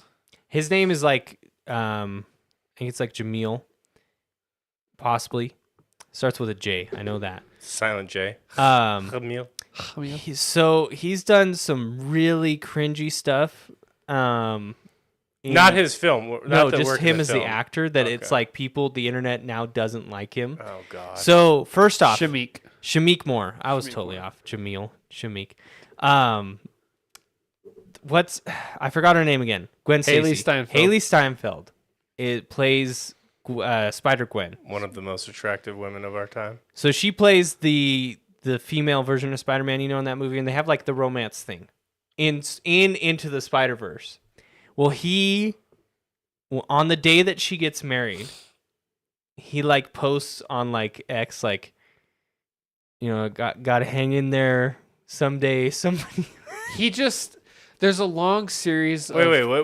What's the quote? I need to hear the quote. Like basically sipping to the day that she divorces this guy. No, saying like, Yes. the God gives his strongest warriors the tough battles or whatever. Like saying poor him because she got married and it wasn't. So he's very cringe because over the course of like several years, he's just been super, super simpy to Haley Steinfeld, and she just has not reciprocated at all. Any love, yeah. Like at all. And he just will not give up. And then when she announced she got engaged, that's when he said like God gives his strongest warriors the greatest challenges. and people are like, dude, this guy needs to fucking like move And then on. there was another time, I guess, where he was co-starring with this other actress, not Haley Steinfeld. And like there was some rumor and he like played into it of like that they might be together or something like that. And they weren't, and she had like a boyfriend and she had to like berate him and he removed the post, but he like played into it like, well, guys will never know how the future's gonna go. And it's like, this dude's weird. And so the internet hates him now. And it's funny. So I think Miles Teller I do think that they're kind of reaching. at this point they're kind of bullying the poor guy, you know. Did you pull it up? I'm like looking at I just looked him up on Reddit to see what the Well, Reddit will. Yeah. Yeah. Do you have the actual tweet that he did? I'm trying to find it. God gives us strongest warriors adversity. Oh. I don't see it. From this angle, I see why Spider-Man gets brought up so much because you just are spammed with it everywhere you look. Water bottle, 3 different Spider-Man figurines, a comic strip, a little figurine of him. We need some Spider-Man on this side, huh? You've got it up top No, we need more. on the wall, the No. corkboard wall. Needs more. Yeah, there's Plenty of there's Spider-Man not in enough the on the left encyclopedias. side. All right. It's pronounced encyclopedia. We need Encyclopedia. Spider-Man everywhere. I have more Spider-Man pops that I didn't bring. I have a bunch of them. I like never look at the stuff on these shelves, but we got some cool shit over here, man. Well, it's usually to your back, Yeah. How's it feel in that seat? Awkward. I don't know Awkward? what to look at. Right? It's kind of weird because the camera's there. Well, because I have there's so many things that I have to look at. It's like- been so long since we grabbed this that there's dust underneath around it. Yeah, what kind of housekeeping job is this? I know. Whose We house is we this? pay all these studio fees. Yeah, it's Yeah. ridiculous. It's ridiculous, man. What the heck? So this is a multi-purpose studio. They have to swap props every time, so they have to put everything back to its spot. Man, I forgot I had a Lilith pop. Yep. That's right. Diablo. Mhm. Your favorite That's a game. big one too. Your Guild Wars character. That's the goat. Bloodborne guy behind him. What happened to the Daredevil Coke? Did you finally get rid of it? No, it's right there. I can't see it from here. We hit it, so it's not as So, tempting. so it doesn't look like garbage. It's a collector's item, all right? It's Yeah, like people just think these fucking guys are gross. They put just left a empty can there? cans of Coke for Yeah. months. Was that even like a special run, or was it like on every can they ever did? It was a limited release. Oh, it's not cool. like valuable or anything, course. but like it. I don't think anybody's out there collecting Yeah. cans of. Does Coke have an expiration date? No. Should we Shit, drink it on the last? on the last episode we ever do? We decide to finally disband? retire. We all share a warm Coke. That's probably the most just sad. take a No, sip. it does. December 16th, 2024. So it's expired. I doubt Coke expires. Come on. All that would I happen think would so. it turn flat. It probably just turns flat. Just tastes like I syrup. bet you it still stays pretty damn. You know, for the carbonated. longest time, I don't know why I thought this was an amazing collectible. It was a Rugrats Furby. No, I'm just kidding. Rugrats Pepsi Oof. that had exploded. What do you mean? It leaked, but You kept it. I had it in a bag, in a plastic You're bag. like, I will never. That's trashy. That's pretty trashy. Did you end up It was getting worth rid a of it? million. Oh yeah. If it wasn't exploded, it Yeah. would have been worth millions. It would have. Lost out on that forever. What's the weirdest thing you guys ever collected? Coins. That's not weird though. That's super weird. We share That's that. like super dork. We share that in common. But Super- that makes us super, super normal. dorks. No. We're gonna be Weirdest rich thing one I day. ever collected. My first poop of every year. I just They're in a jar in your bedroom. You're like on some TLC show, fuck that. Dude. My name is William Salzgiver, and Oh, I collect. and I'm God. addicted to I was jarring just my trying to shit. invent weird shit. I bet you there's like the people that collect their fingernail clippings or whatever. Like, Well, you gotta have you've something seen weird. these I got shows. like two. God. You have two? I got another one, cocked and ready to go. Hold on. Give me a second. I to thought think. you were literally just about to say I got another one. Cox. I collect thought that's cocks. you're a serial killer. I don't think I ever. I'm not a materialistic guy. Like I No. don't really. Even shit I Weirdest really care thing- about. Like LS, weirdest thing I've collected: mental illness and body pain. Damn. Been there. Yeah. tough. I don't have anything. I honestly. So not even. I'm not saying you have to still have it. Just at one point you kept it for some reason. And looking back, you're like, why did I? Maybe like old computer hardware where you're like, Okay. oh, this has memories, and then like you finally open that box and you're like, why that? This mouse is half broken. Like, why am I?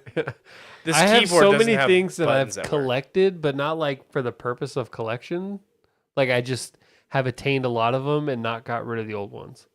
Like gaming headsets. I have like 20 Yeah. of them. Then you're just acquiring them. Yeah, like, but I'm not going out of my way to be like, oh, the new XL3 model's releasing at midnight. I need it. I need to get it. Right. Like, you know. All right. You guys ready for this? Yeah. Let me guess what yours Viewers? is like. Manga. Probably gonna be some weeb shit. It might even be like some pornographic shit. I don't think you're gonna be able to guess it. I'm not gonna be able to guess. Go. Hair clippings guess? from I was gonna Bathwater from Belle Delphine or whatever her name is. Remember when that was popping Yeah. off? My mind is kind of racing with all the Yeah, weird yeah, shit were that the you- internet. You okay? Well, because I've seen all these internet trends of like the crazy shit that people are collecting. All right, let's just hear it. So I grew up hunting, right? And when I was a kid, I went hunting with my dad, and then I wasn't old enough to have an actual rifle, so I just had a BB gun and I shot birds, and I killed a lot of birds. And what I did Some to serial collect, killer shit. yeah, get ready. Feathers. No, I would cut off their feet, and I stored them in a Folgers coffee can. Hey LS, you need a buddy to hang out with? There's a bunch of. Yeah. See? Told you. Did it stink? We threw it in the fire. It was only there for a couple days. Did your dad say, "Yeah, that's hella cool, bro"? Yeah, they loved it. Dude, You say, know? bro. That's such a fucking like just redneck thing to do. It's my trophies. Jesus. Yeah, they look like dinosaur feet. You monster, Reno Astro guy. What's up? You Lightsabers as I slowly become. Okay, there. Okay. You know, Tokens from and coins from old casinos that went out of business. Okay, that's a actually cool pretty one. cool. That's not weird. We're on the topic of weird. Yeah. That's kind of cool because I think there's a balance. You can collect super weird shit as long as it doesn't take up that much space. But if you're collecting weird shit that takes up a lot of space, that makes you weird. The bird feet I threw in the fire before we left camp. Oh, so you collected for like a day? A couple days. Oh, that's nothing. That's what I just doesn't meant. The even weirdest count. thing. I thought you had like bird feet for years. you don't.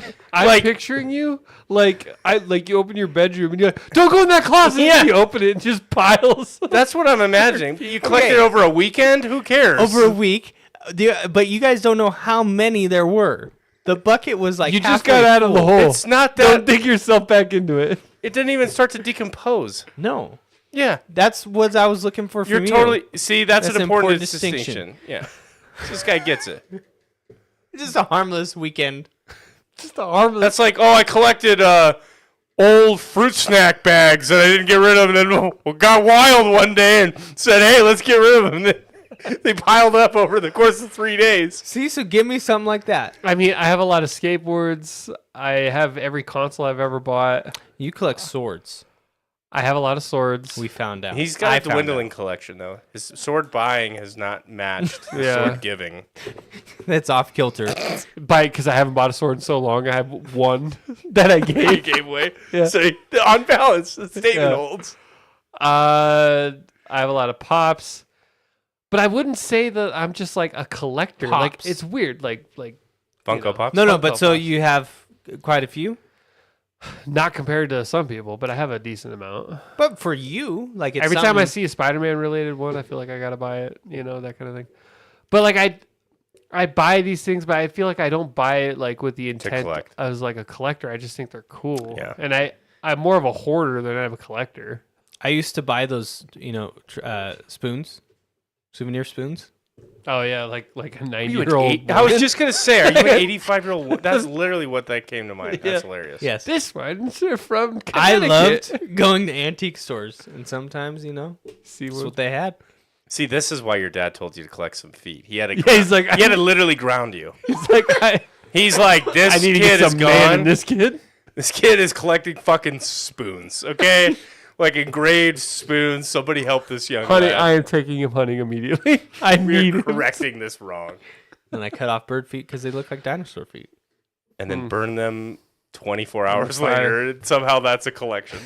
I also, on another hunting camping trip, we Shot a human being. Like, where's I'm not going? supposed to This talk right about now. this, guys, but no. I don't know if I ever kept it. If I did, I lost it. I dug to the bottom after camping was over. I dug to the bottom of the fire pit and I found this big chunk of aluminum. Oh, that's cool. Yeah, it was pretty sick. It was pretty hot still. And you too. kept it? Maybe. I don't remember. So he's not even collecting. He's That was the least. I'm just cool, telling that might have been the stories. least cool story I've ever heard in my life. Just telling stories, you know. I burned shit, and then I think I might have kept it. Nice. wow. Pretty cool. You sir are crazy. Guy's a Wild guy. man. Some wild and crazy guys. I've heard some shit. I do have stories I can't tell. I don't know. appreciate that. I appreciate it. Keep me out of it. The less I know, the better. Is it really? So when I get When I get talked to, questioned, I can tell the truth if I don't know Exactly. what the truth is. I guess it's better that you don't know. I am so that guy. When somebody goes like, I really shouldn't tell you this, but and I'm like, I always stop people like, then don't. I truthfully don't want to know because what you're asking me to do to keep your secret is kind of annoying, one. But then two, I have to remember that I can't say it. Because sometimes like you might be told that and then you know it's a secret for at least a little bit. Yeah, but But then maybe 8 months goes by and then you say it in casual conversations and they kind of give you that look like, Why and you're like, oh yeah, I have to remember the whole. No, One of the Just keep me out of funniest it. like instances of that story or that I can Dynamic. think of is when I had first told you guys that Tori was pregnant the second time. I was like, all right. And then like 2 seconds later, Austin texts me. He's like, congratulations. And then you were like, "Oh, I already told like blah blah blah." And I was like, "Okay, See? my fault. I didn't warn you not to say anything." But yeah, see, like, yeah, because I was already talking to him or whatever, and yeah, it's tough. That stuff's big because it also has that secret has a timeline. Yeah, You know, you might only know that and I might only you be cannot told tell anybody ever for 3 weeks, whatever. So by the time you're not going to forget that that's a secret, or whatever. But the ones that are like in perpetuity, like, hey, I did this, or I like this, I killed a man last night. all just sort of blends together. You Did you guys know he killed a man? This guy collects bird feet. I did. You guys want to hear a riddle? Riddle? Yeah. Okay. Not really. Okay. Riddle me this. Riddle me this, Batman. Have you guys heard the one about the security guards? The doors? No. Is that the riddle? I'm going to tell more, but... Oh, does okay, it okay, okay. jog No, I in have it. Memory? Okay. I was like, I've already failed. That's This the is riddle. for this for story's you quite guarded. It was like a shitty joke or something. You know what I mean? as well, chat. You can chime in. Chime in, chat. Don't give them the answers, though. You're in a room. There's 2 doors. A rubber room filled with rats. No. Maybe. Rats. I hate rats. The Drive me rats? crazy. Okay, so for you, Billy, one door has rats in it. You've heard that will thing kill I'm you. saying, right? You've heard what I just said, right? That No? you've never heard what I just said. A rubber room with rats? Have you heard this before? No. How have you guys not heard this? What is it? A rubber room filled with rats. Rats. I hate rats. They drive me crazy. Crazy. They put me in a room. A rubber room filled with rats. Rats. It drives me crazy. It just gets repeated on repeat over. I feel like you're crazy. And over and over. Crazy? and over and I was over crazy and over once. and over. I was There crazy room. once. A rubber room. See? A rubber room. Millennial filled with Ghost rats. knows what I'm talking about. Okay, so 2 doors. I feel like that is like. I have seen that before, but How do didn't- you not remember that? Because it's Everyone weird. knows. Everyone knows the rubber room. Thank you, Chad, for vindicating me because I'm feeling crazy, but these guys like to gas me up sometimes. I I know am that as still worms going instead to- of rats. Yeah. I know that one is worm. Oh, okay. Oh, did you just say that? That's what I I was reading. was reading and did not hear a word you said. Thanks. I believe Thumbs. that you're just making shit up, and you hired. And I this- I hired. think you did. Who are you, LS? Come forth. No, I'm just kidding. it's you. You're like literally. Just, Got a burner phone under your. Professional gaslighters? I think so. that's what we. That's You our, two are for that's sure. our- That's your That's- shtick. That's our shtick. We gaslight this guy all the time. Don't you remember R.L. Grimes, Billy? Yeah, I definitely do. I knew you would. Because you showed Okay, it to me. security guard. Tell me the story. Tell 2 me this doors. Damn riddle. One door kills you. The other does not. In front of those doors, there's 1 security guard each. 1 security guard tells the truth. The other always lies. You don't know who's in front of which door. What 1 question can you ask to 1 security guard to figure out what door to go through? You can only ask 1 question to 1 security guard.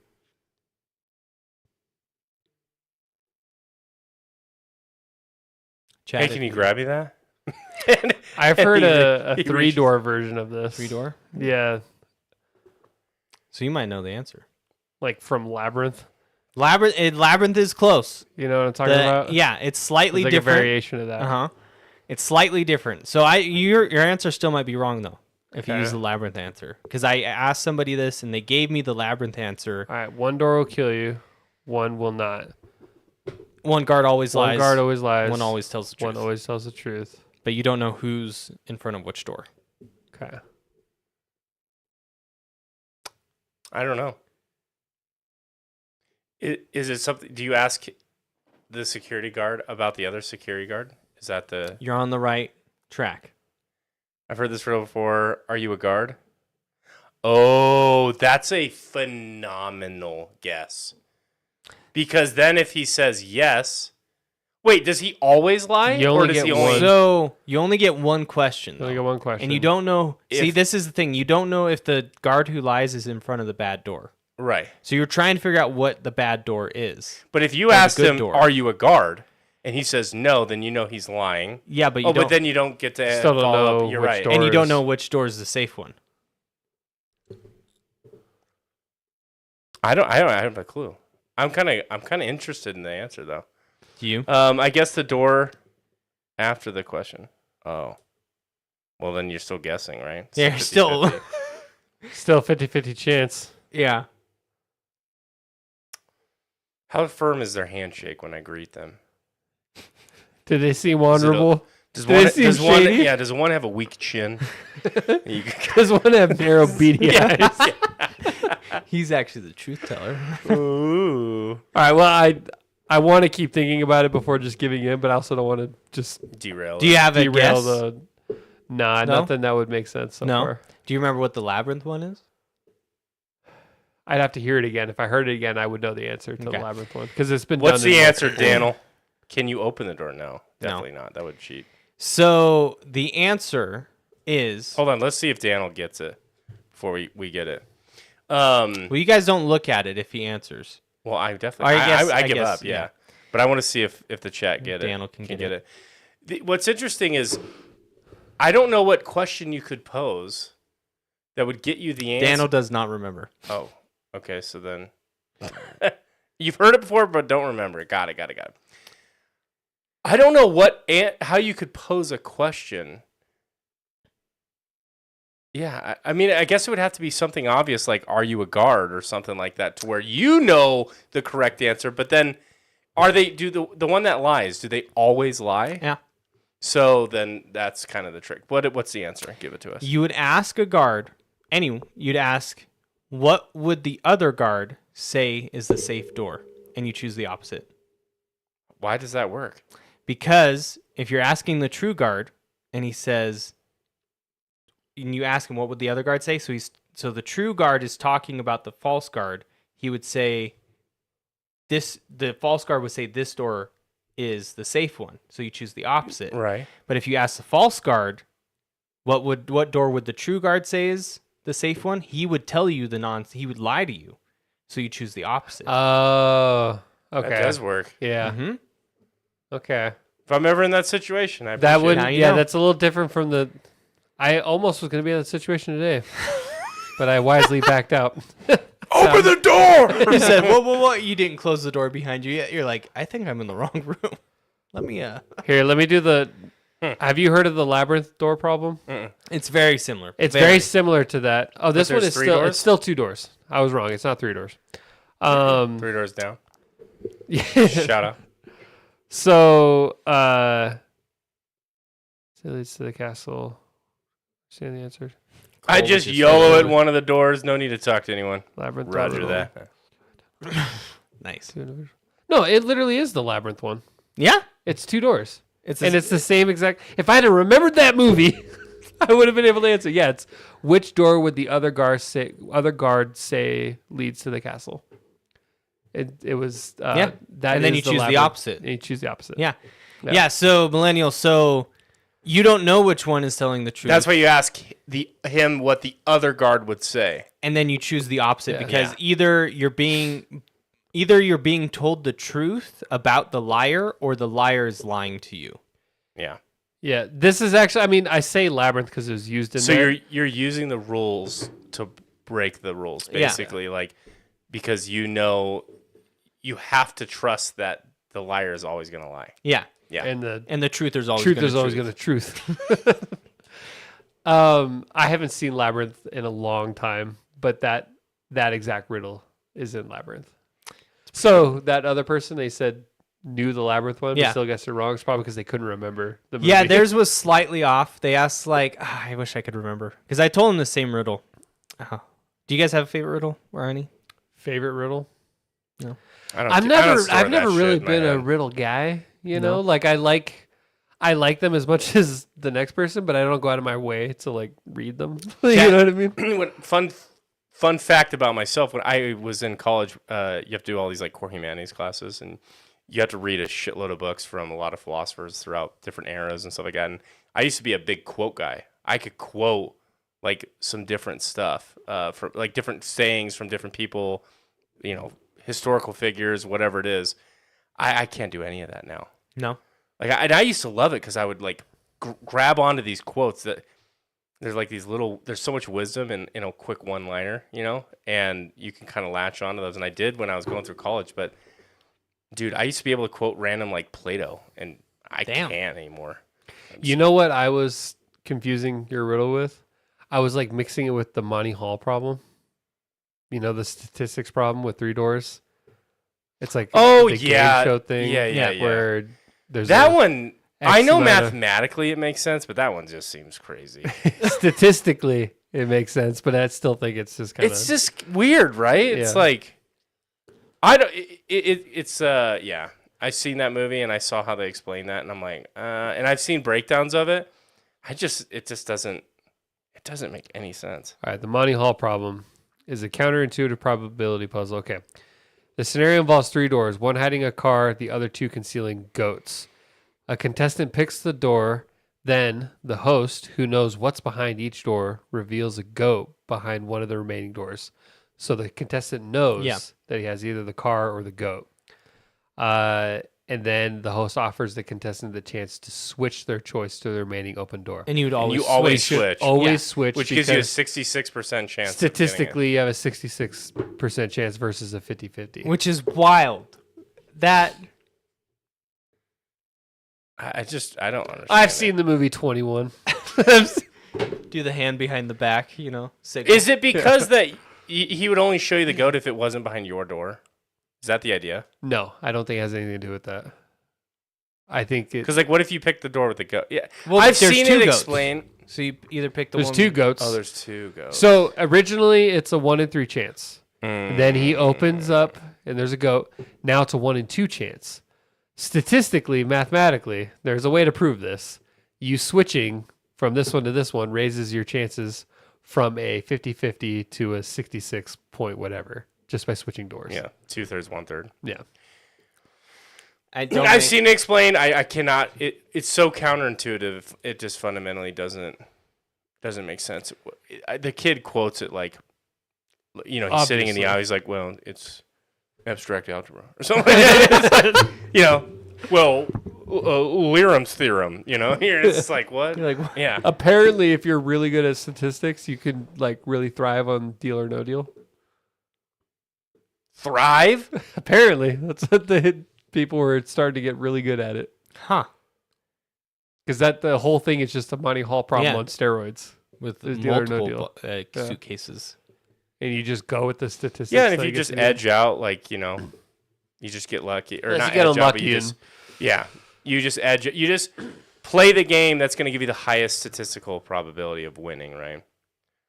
Do you guys like paradoxes? I like paradoxes. I love it when I'll use this so I do software development, and I'll use it where it's like, Don't lie. I saw you working at Burger King. hey man, honest work, okay? I'm not above anything. Where it's like, I will use this example. It's like, X is always Y, but Y is not always X. And those are paradoxes, right? And you try to explain, and that I will always use that analogy. He does that in his marriage. When X you try is to always convince Y, her. of I am something. always right, and you are not always right. Figure it out. It's a happy marriage, guys. It's great. Just kidding. Works out. I love how you have to clarify. Just kidding. As if we thought you were being serious. I love you, baby. Please. I need more milk. That's a throwback to our Hot Ones episode. Hot Ones episode. What's a good paradox? Look at you with all these bangers tonight. Yeah. It's locked up I knowledge. know, he waited for you to get here too. Our conversation was just boring until you got here. Just kidding. Talk about science. You forced us to talk about GTA. I know. You bitch. We weren't hyped about it at all. That was the joke. I like It begins here. It doesn't end here. Ship of Theseus is a good one. It's Yeah. classic. You know that one? Yeah. We've seen When you rebuild the Vision. ship. Right? Oh, Talk yeah. about it. Oh, yeah. I guess, huh? Does Schrodinger's box count as one? Yeah? Yeah, that's just a boring ass example. I hate that so much. I don't think that that's an interesting conversation at all. Do you have interesting thoughts on the Schrodinger's cat thing? I think Whoa. it's just it's not like good for a conversation at this point. I think it's about as good as you can get to just set up like Quantum physics. like in Sure. parallel Quantum universes. superposition. So when you're and- talking about that, sure. but just But as a conversation thought piece, experiment, yeah. it's fucking boring. Yeah. Well, But people like quote that like it's some interesting thing. It's like there's not anything. That's also what like the layman interesting. quotes when they try and sound like It's intelligent. yeah. yeah. Well, like the reason I like that one is because it gets me thinking about like, you think further of stuff like, okay, like that one's extremely morbid, but if a tree falls in the forest, does it make a noise, right? And logically, yes, it should, but nobody's there to witness it. It makes a fucking noise. What does it, Billy? Can you prove it? Yeah, I'll set up a sensor. Daniel said they made a show on Apple TV based on that. On I'm assuming he's talking about Schrodinger's cat Schrodinger's cat. or the tree thing. That would make for a boring TV. Does What about a can bear shit in the woods? Just because you don't observe it doesn't mean it didn't happen. what would happen if Pinocchio says my nose grows now? Exactly. That's another one. I like that one. Wait, what? He's telling the truth and he's lying at the same time. Huh? My nose grows now. What would happen to Pinocchio if he said that? His nose would grow because he's lying because it's not growing, but then it starts to grow, so he's not lying anymore, so it wouldn't grow. I think his head would explode. A barber shaves all men who do not shave themselves. Does the barber shave himself?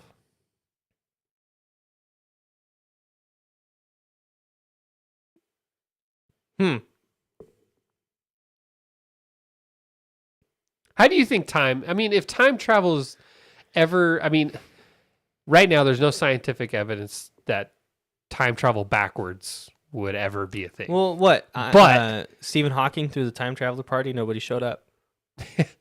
How do you think if, we defy all logic and you could time travel back in time, do you think killing like your grandfather would kill you, or would that just create a splintered reality? Because then how are you alive to do it? This is the way I feel about it. Is some show explained it, and I think it's the most simple explanation. If you were able to go back in time, you don't actually end up going back to your past. You end up when you go back. If you were to go back, that becomes your future. So like the Marvel Endgame approach. Yes, Yeah. literally. I think that to me is the best example, Yeah. because then you basically break all paradox. Yeah, I think if you were to travel back in time, you can't travel back in time without the existence of parallel universes. Right. Because what is traveling back in time? Like let's just think about that. You would basically summon enough energy to reverse all atrophy in the universe to then place everything back into its exact state except for whatever if you are traveling back in time. Well, if you did that, you didn't actually travel back in time. You travel to a point in which everything is the same, which effectively you could say we traveled back in time. But now that is your new future. That you didn't actually go back in time. I think that's reverse anything in time. the best way to explain why we've never encountered a time traveler either. That's a good point. They don't exist in our universe. If I we don't- go back in time, we Yeah. exist in someone else's universe. I think you can only try and travel forward. And really what you're That's, doing... I mean, that you can. I Like don't, traveling at the speed of light. Well, the time travel forward already actually, exists. that pauses time. Through like But like time you're- dilation and things like that. it's if you were to travel at the speed of light to another galaxy, you would arrive the moment you left. From your perspective. Yeah. But the rest of the universe is aged relative to its time scale. And so that's how I think you can travel forward in time, because really what you're doing is waiting. And you're dilating at a totally different pace than anything else. if you So go, let's say you just spawn in at a black hole, sit there for 2-3 seconds. The rest of Earth is aged 10 million years. because of gravity. You come back and you traveled forward in time, kinda. You just experience time in a different lens. I got a good one here. Buridan's Bridge. You get Loki with the clock lady. Hell yeah. Yeah.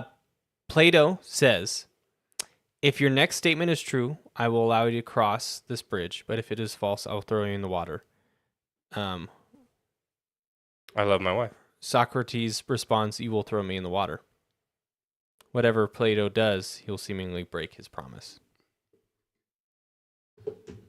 That's how you outwit. A philosopher.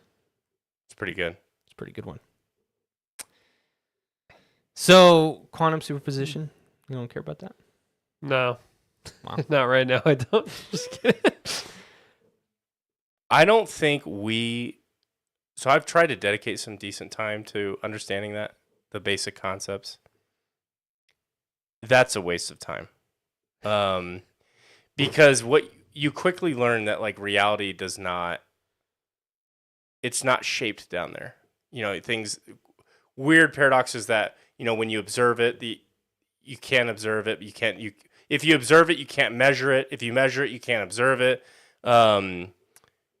Superposition, things like that. Things when you tickle a particle over here, the same thing happens to its a relative sister particle over here. Like there's just. I think our framework and understanding it, I think what we're doing right now is observing things, and then we try to make assumptions. I think our entire framework is like fundamentally wrong in how we're approaching the observation of this stuff. And we have not been enlightened to a point to have like a framework. Like think about how we used to think about, Earth being the center of the universe, right? Well, then it took the, I forget the name of the theory, but whatever the sun theory is, where it's like, oh, we actually revolve around the sun. That was a big deal. Who first stated that? Was it Copernicus? I was just going to say, I think it's like the Copernicus theory or something like that. There's the name for it. It's a very famous, whatever. But it shifted that understanding. It took hundreds of years. But like, then all of a sudden, you start to see how planets interact with each other. And before, if you had an Earth-centric, you wouldn't understand why planets acted a certain way. It wouldn't make sense. And then you try to make assumptions for, oh, well, there's this force and blah, blah, blah, blah, blah. And you end up down the wrong path. Then you go, oh, we actually revolve around the sun. And that sort of shapes that theory. And then we actually find out like, oh, actually general relativity is a thing. And gravity and space-time are sort of connected. And it's this field that exists. And it can stretch and shrink and do all these things. And that changed a lot of framework, and that works really well for a lot of the big stuff, right? But now we go to the quantum realm, the tiny world, and we're trying to observe it through string theory and through quantum mechanics and some, special relativity still is, we're still trying to put it in that framework. Because we want this theory of everything to kind of apply to everything, obviously. But it doesn't work that way. And so I think all these observations we're seeing, we're just trying to match outcomes because we have no understanding of what and how this shit works. We have not been enlightened to be like, to step back and observe it and go, oh, there's this thing that makes it do all this. And we don't know that thing. And so whenever I read or try to understand it, I get so, and I'm not going to even pretend that I understand it in any capacity. But to me, that's what's going on. We have all these observations, and we can get really good at predicting those observations and kind of understanding why it works that way, or how it works that way, not why. And we can do things like quantum computers are sort of getting closer and closer to starting to do cool things. Like every few weeks, I hear some rumbling of some computer being able to. Oh, we got to 1,000 qubits or something like that, and that the threshold is X, and we're working towards that. For something that could be workable, or getting it to work at room temperature, like all these constraints. But I don't think we have that, whatever that is, to say why it all works that way. Until we have that enlightenment, I think it's all just guesswork. Not to say that the work is not fundamental or good. We just haven't been enlightened. I think that applies to like 80%. The thing, it's the cat in the box. Explain. That's what we're missing. Explain. Schrodinger. Yes. I feel like you're onto something really profound, but I need more. No, it was mainly a joke. I was Oh, mainly joking. fucking hell. It's not the. I thought he was gonna hit me with some like deep, No. He brought it up because he said you don't Just like to be it. a Yeah, dick. because he said he didn't like it, so I was. like that. In which He got so excited. yeah, like He's that. like we're that in about which to we- actually engage in a thought conversation. He was so ready. No. that thing's I do- cat and cat like Spider-Man and Spider-Man good. Mass Effect. I do agree with you. I think it makes a lot of sense that we are trying to make sense of something that we don't necessarily fully understand. We know bits and pieces of it because you have like what we have certain things. A few years ago I would have been way more knowledgeable about this because I did a deep dive as well. We have like don't we have like certain particles that don't make sense unless like such and such, like quarks, or am I completely off? Well, I guess what do you mean don't make sense? Like we don't know why they exist? Yeah. Based on our rule set that we know they shouldn't, or something like that. I don't know if I've heard that perspective. I might be totally off. Like we've found new particles that like we predicted they would exist and then we discovered them. Mm-hmm. Like the Higgs boson, which is what a particle could be attributed to like gravity. And I don't know, I think it's just, right now it was like, oh, when our parents were kids, it was the smallest particle in the world is the atom. And then we're like, oh, actually, that's not true. There's protons and electrons that make up atoms. And then it's like, oh, then those are made of quarks. And then, oh, there's different versions of quarks, like the up and the down quark and L spin or some. That just goes crazy. There's just, and then what's beyond that? Apparently, yes. Humans are composed of particles, including neutrons, electrons, protons, that make up atoms. While we can understand the behavior of individual particles well, the vast number of particles in the human body and the nature of consciousness remains areas where physics has not provided a complete explanation. So we don't even really know at that level. We don't even really know what it is. Well, and like you said, about we have the one particle over here. If we tickle it, the one over here. Also, Yeah. that blows my mind. Spooky, what Einstein say, like spooky interaction at a distance or some shit like that. Yeah. Dude, it's weird. And to think, I don't know. There's like 6. Can you Google how many quarks there are? Kyle's got it. Yeah.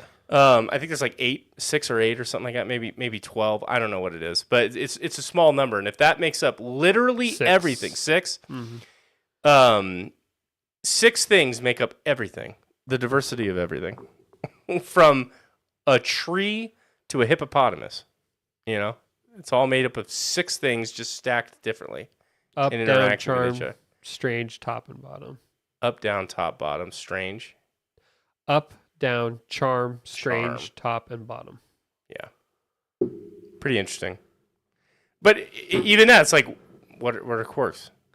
Yeah, I mean, like, And what are those made up of? And, it's 90% empty space. And See, so okay. in true enlightenment is never going to exist in our timeline, in our lives. So I found this is on Popular Unless Mechanics. AI. AI. I literally came to that conclusion the same time you did. can we simulate the simulator? Let's ask ChatGPT. Let's see what it's got. I did. So I found some kind of around what I was talking about with the particles that shouldn't exist. It says there's fermions and bosons. The fundamental particles fall within those two camps. Although technically quasi-particles, this mathematical proof of principle re-examines the foundational idea that forms the very periodic table. For now, these paraparticles have only been described in 1 and 2 dimensions, but nothing rules out their appearance in nature, though with what frequency remains uncertain. Understanding. What are you doing here? I'm like, what?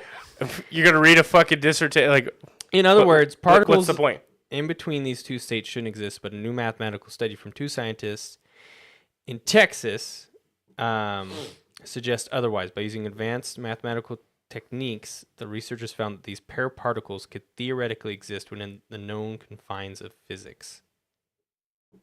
So stuff like that, like you just have these scientists coming up with stuff. But when that I hear that, it's just our understanding of physics is not wrong. complete. Yeah. Well, it's not Well, wrong. not It's just wrong. not complete. Yeah. Like it. Could you still learn how to shoot a cannonball with pinpoint accuracy if you thought the Earth was the center of the universe? Yeah. So it's not like we were wrong. We're missing the fringe stuff, and then we expanded it to special relativity, and now we've expanded to this M theory and all this shit that we're trying to fill in the blanks for. And I was just furthering your point that stuff like this happens. This was January 2025. Yeah. If It was anyone's January of interested, this year. ChatGPT does not think that true enlightenment will ever exist. Damn. It depends on the definition, though. It says true enlightenment is one of those ideas that's deeply personal, philosophical, and often undefinable. If by true enlightenment you mean a complete and final understanding of the self, the universe, and the nature of existence, then probably not. Human beings are finite, flawed, and bound by perception, biology, culture, and time. Even the most transcendent minds, from Buddha to Einstein, were still tethered to the limitations of their era and form. And I think that's pretty spot on. I don't know if you guys familiar with the term source code? Yeah. There's this guy that I follow who posed this question once. His name's Eric Weinstein. And he asked this question, which was, what happens when we learn our own source code? Meaning like how the universe functions. And maybe, as we find out more and more about these particles, there'll be some is that something that enlightenment that hits where we find like DNA of the universe, and somehow it's all written, and we kind of find this program that everything's sort of vibrating on, and then all of a sudden we're able to answer questions that we never even knew to ask. Is that something that you guys feel like you need to know? Like, is that important to The you? source code? Definitely not. No. Because, I mean, at that point... Like, that's not the type of thing that I feel like I would ever lose sleep over. Not No. understanding. the Not having true enlightenment. yeah. You know? I'm fine with not knowing. I've accepted that I don't... There's certain things that I don't know, and I probably will never know. You know? I do. You know? Do you know? You know? Do you know what it feels like? I don't know what it feels. I think it's the nature of being human. You know, you have to be willing to submit to that, and otherwise you'd be driven mad. And also, just culturally, it wouldn't work if everybody was rendered catatonic because they didn't have all the answers to everything. Then civilization itself would cease to exist. Well, at that right? point, Like, we have to thrive within an incentive structure. Would we manipulate the source code then, and just like I don't know 100%. what we would do with it? Hacks? You ever seen this show Firefly? Yeah. They tried to make everyone happy by a chemical in the atmosphere. It's a guarantee to happen. Like, the universe is great, but people get skin cancer from plasma. So let's change how solar flares work inside of, Wouldn't that be? That's such a frickin' crazy thought. fusion bombs in the sky. You know, so like let's fundamentally change how that works. So it's a more stable structure, and then you get, you get some backlash from that. That's crazy. You get some backlash. You from get that. reavers. And Jake Gyllenhaal. Jake Gyllenhaal. This Kyle, do you know what I'm referencing? No. Jake Gyllenhaal is not in Firefly. No, but he is in a movie called Source Code. Okay, all right, nice. Just a random. LS says, culturally, we have differing opinions which people often turn into what they believe to be the truth. Total enlightenment would not work in our culture. Yeah? I agree. We're way too opinionated. Our culture, us as a species, I feel like, we get way too opinionated. And I have lots of philosophical discussions at my work. Not with like people, but like with like. Are you having an with, allergic my reaction right now? coworkers. I was yawning. So Oh, okay. my I'm like, your eyes are bloodshot right now. also he just hit a doobie. That KFC was great. KFC was something else. Those butter biscuits, baby. Yeah. Smoked chicken, babe. No, my eyes I just yawned like a fat yawn and my eyes watered up. So, but I have a coworker that I have like philosophical debates with all the time. And I'm starting to get to the point where like I respect her conviction and her beliefs so much that like I almost like buy into her, but like it's not enough for me to feel the way she does about things. Huh. But she sells it so well. Yeah, but I think at the end of the day, Hey, conviction. if you can find something that you feel that passionately about, if it's not harming anyone and it's ultimately making you a better person. Well, so that's what I Then, want to dive into next year, if we don't mind. LS, I'm curious about your response to this based on that question you just asked, but it goes along the lines of what Kyle was alluding to here. One of my favorite philosophical discussions to have is... She rolled high in charisma, Ella said. What? Ella said she rolled, who Kyle was talking about rolled high in charisma. Nice. Never cut me off again. You cut me off all I'm the just time. kidding. I wasn't sure if like you're being Now serious. I'm in the chair, Billy. You're right! How's it feel? I don't like it. I thought you were about to go into a bit and say some super out of left field thing, but I should know better that you're serious. I'm dead ass serious. All right, go. So, Alice, I'm curious about this, and this ties into what you were just talking about. But is morality objective? Yeah. It is. Yeah. Morality is defined by culture, I think. But what? Whose culture? Exactly. Do you say subjective or objective? Objective. Oh. Is morality objective? That's the question. And I'm curious what LS's thoughts are, because basically they talk about like, you have different opinions. Like culturally we have differing opinions, which people often turn into what they believe to be in the truth. And if culturally something is true, like let's say you're a big member of the church and you believe in God or whatever, if you're around a culture that values that and believes that, who's to tell you you're wrong? And I think morality, I think there are certain universal truths about like being a good person, if that makes sense. But I think for the most part, a huge chunk of morality is subjective. It's a lot of it is defined by culture. I think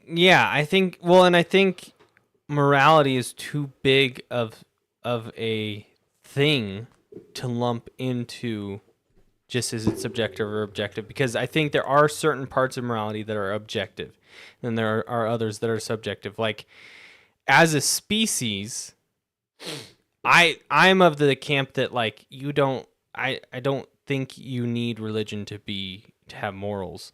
And so like you can as a species, the reason we develop morals is for the species to survive, essentially. And you can't even say like, oh, murder is one of those objective things, because that's defined by culture too. I mean, think about like cultures that still have like human not still, but think about cultures that had like human sacrifices because they thought it helped them with their crop season. Subjectively, that to them, they might have had high morals doing that kind of thing, So it's hard to even say that there are any, like there are things that are deplorable, things that I would, my culture tells me that like that would just, you could never do those things. But I think there is an argument to be made that all morality is subjective. What do you think, Billy? Morality is 100% subjective based on culture, and it's derived from a culture. Like, let's use the example that you brought up, murder. Is murder in the absolute sense objectively bad? Well, if you killed a pedophile, I would argue the opposite, right? Yeah. Like, that's a good thing as far as I'm concerned. And I think most people culturally would probably agree with me, especially if it was an egregious case. This platform to admit to a crime that he committed. Let's hope I'm not admitting to that crime. Trick. Let's hope I'm not admitting to that crime. Jesus Christ. Yeah. And then and then it comes out like he tricked us into like defending him on live stream. So and I use that in my court case. Court Like, case, look, They America agrees. Yeah. It's podcast has 7 people listening and agrees. All 7 of them agree with me. Your Honor, what do you think? What do you say? You're more jurors than people watching this. And LS agrees too. I believe everyone knows the good and bad, but morality on a whole is subjective to individuals. I mean, I could even argue what's good and bad. I mean, what we value, like here in the West, we see self-harm as a bad thing, right? I mean, I don't think anybody would make the example or excuse to be like, well, actually self-harm is a good thing. But we know of examples of other cultures where I think of one example comes to mind. There's this tribe in Africa that scars up their back to act like scales. They'll cut into there so that it scars really aggressively. And the more scars that you have, the tougher and more prominent you are in that culture. And then that's not seen as self-harm. We would view it as self-harm, but to them, that's them becoming a man. That's part of their transition into that's their, what do they call that? The when you Coming of age? Yeah, kind of. There's a phrase that I'm blanking on, but it's a Their rite bar of mitzvah? passage. What is it? I said their bar mitzvah. Yeah, their bar mitzvah, African bar mitzvah, and but yeah, that's like their rite of passage. That's what I'm trying to think of. Oh, Into that's manhood. too obvious. And that's definitely not self-harm. That's necessary. And if we subject our morals onto that, like that's leads to bad things, No. right? And so I think there are things that are more so objectively good and bad, like murder, but it is not true to the name. I think objective. that right and wrong don't necessarily mean the same thing as morality. Morality is like that molds and adapts to whoever's doing it, and right and wrong is dictated on by different rules. And right and wrong also changes depending on your culture and all that. But I don't think that it's fair to say that right and wrong and morality are like one and the same. I think there's like a line there. I think, like I said, it's too big. But yeah, I mean, you guys did get me thinking. I think I was wrong. I think it is all subjective. None of it's objective. You did say subjective. I think we all kind of were in the same Yeah. mindset there. Were you thinking you said objective? I originally No, I just said it's too objective. big. I thought that It's too big to label it. Morality itself. as one of the few people that have achieved enlightenment, let me tell you.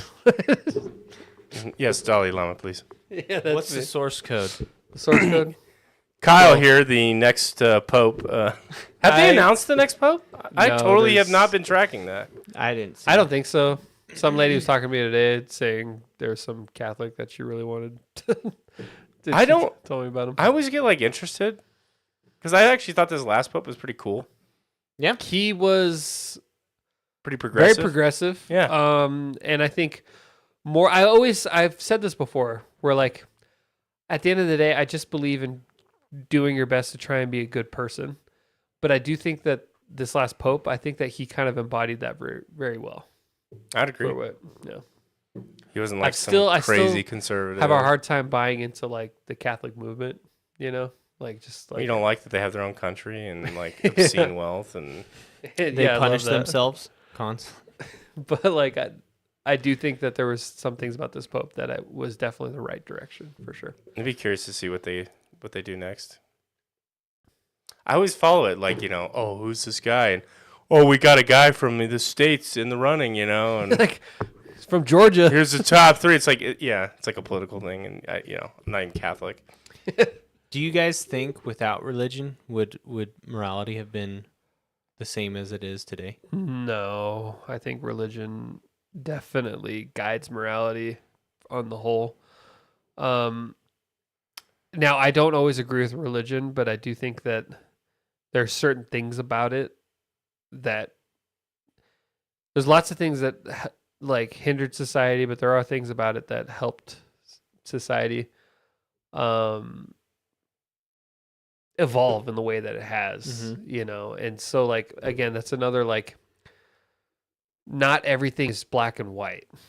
Yeah. Like there are lots of things. I think Neil deGrasse Tyson said it best. like the scientific advancement that Catholics have done, at least in early science, is actually pretty profound. Like they developed one of the most accurate advanced calendars ever made. The one that we still use to this day. Like they were able to use like their understanding of the way the world moved to make the calendar that we still use. And it's nearly perfect. We only have to have a leap year every 4 years to get it back on track. Mm-hmm. Like there are just things like that wouldn't have been done without certain religion, you know. Yeah, I think religion, like anything else, can be weaponized and used inappropriately and wrongly. But I think at the end of the day, what is religion? I mean, let's just look at the Bible, for example, Christianity.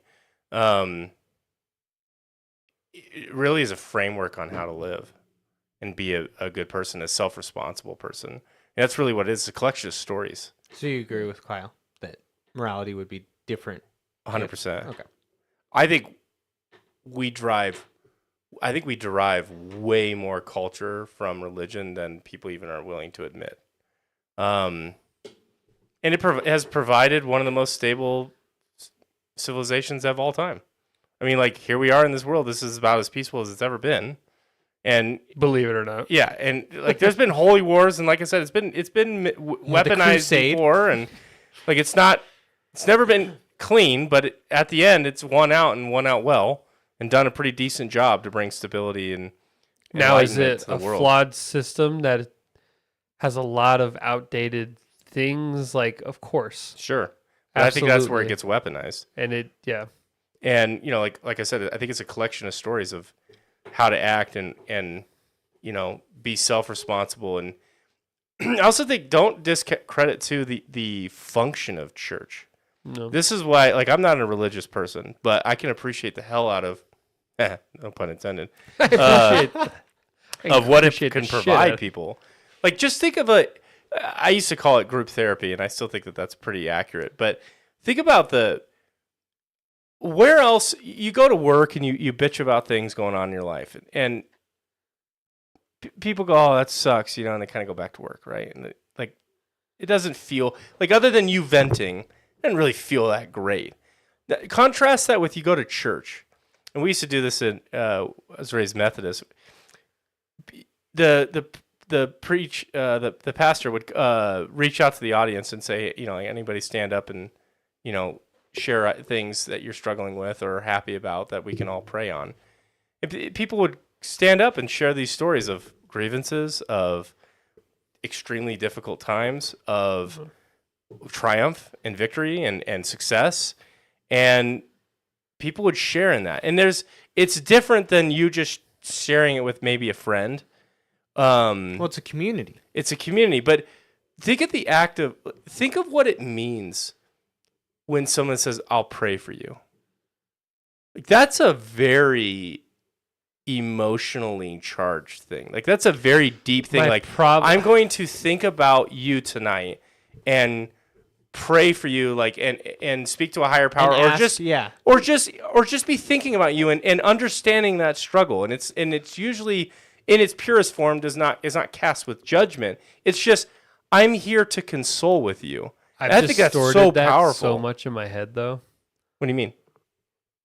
I know that for a lot of it comes from like a good place, but like I have a hard time not getting offended when people say, "I'll pray for you." Really? Yeah, That's interesting. and I don't know what it is. Well, I think it's a lot of Like I like You get offended? because initially that's my gut reaction, and then I think about it and I'm like, that no, I don't. Ultimately, I'm not going to get mad at somebody for saying I'll pray for you, but like to me, It's cringy. I've had that used in such a nonsensical, like,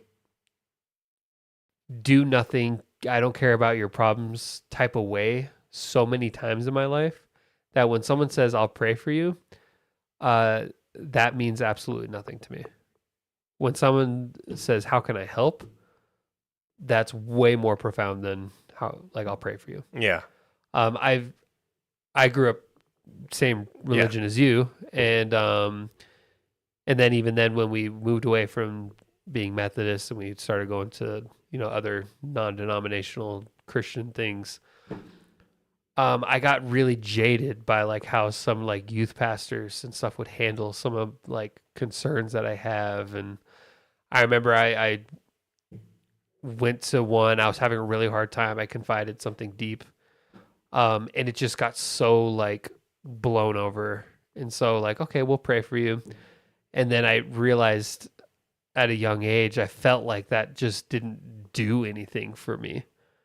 And then so when people started, it got to the point where even if that's not their intention, when people say, I'll pray for you, what my mind immediately goes to is that's like when there's like a tsunami hit, a small town and posting on Facebook thoughts and prayers.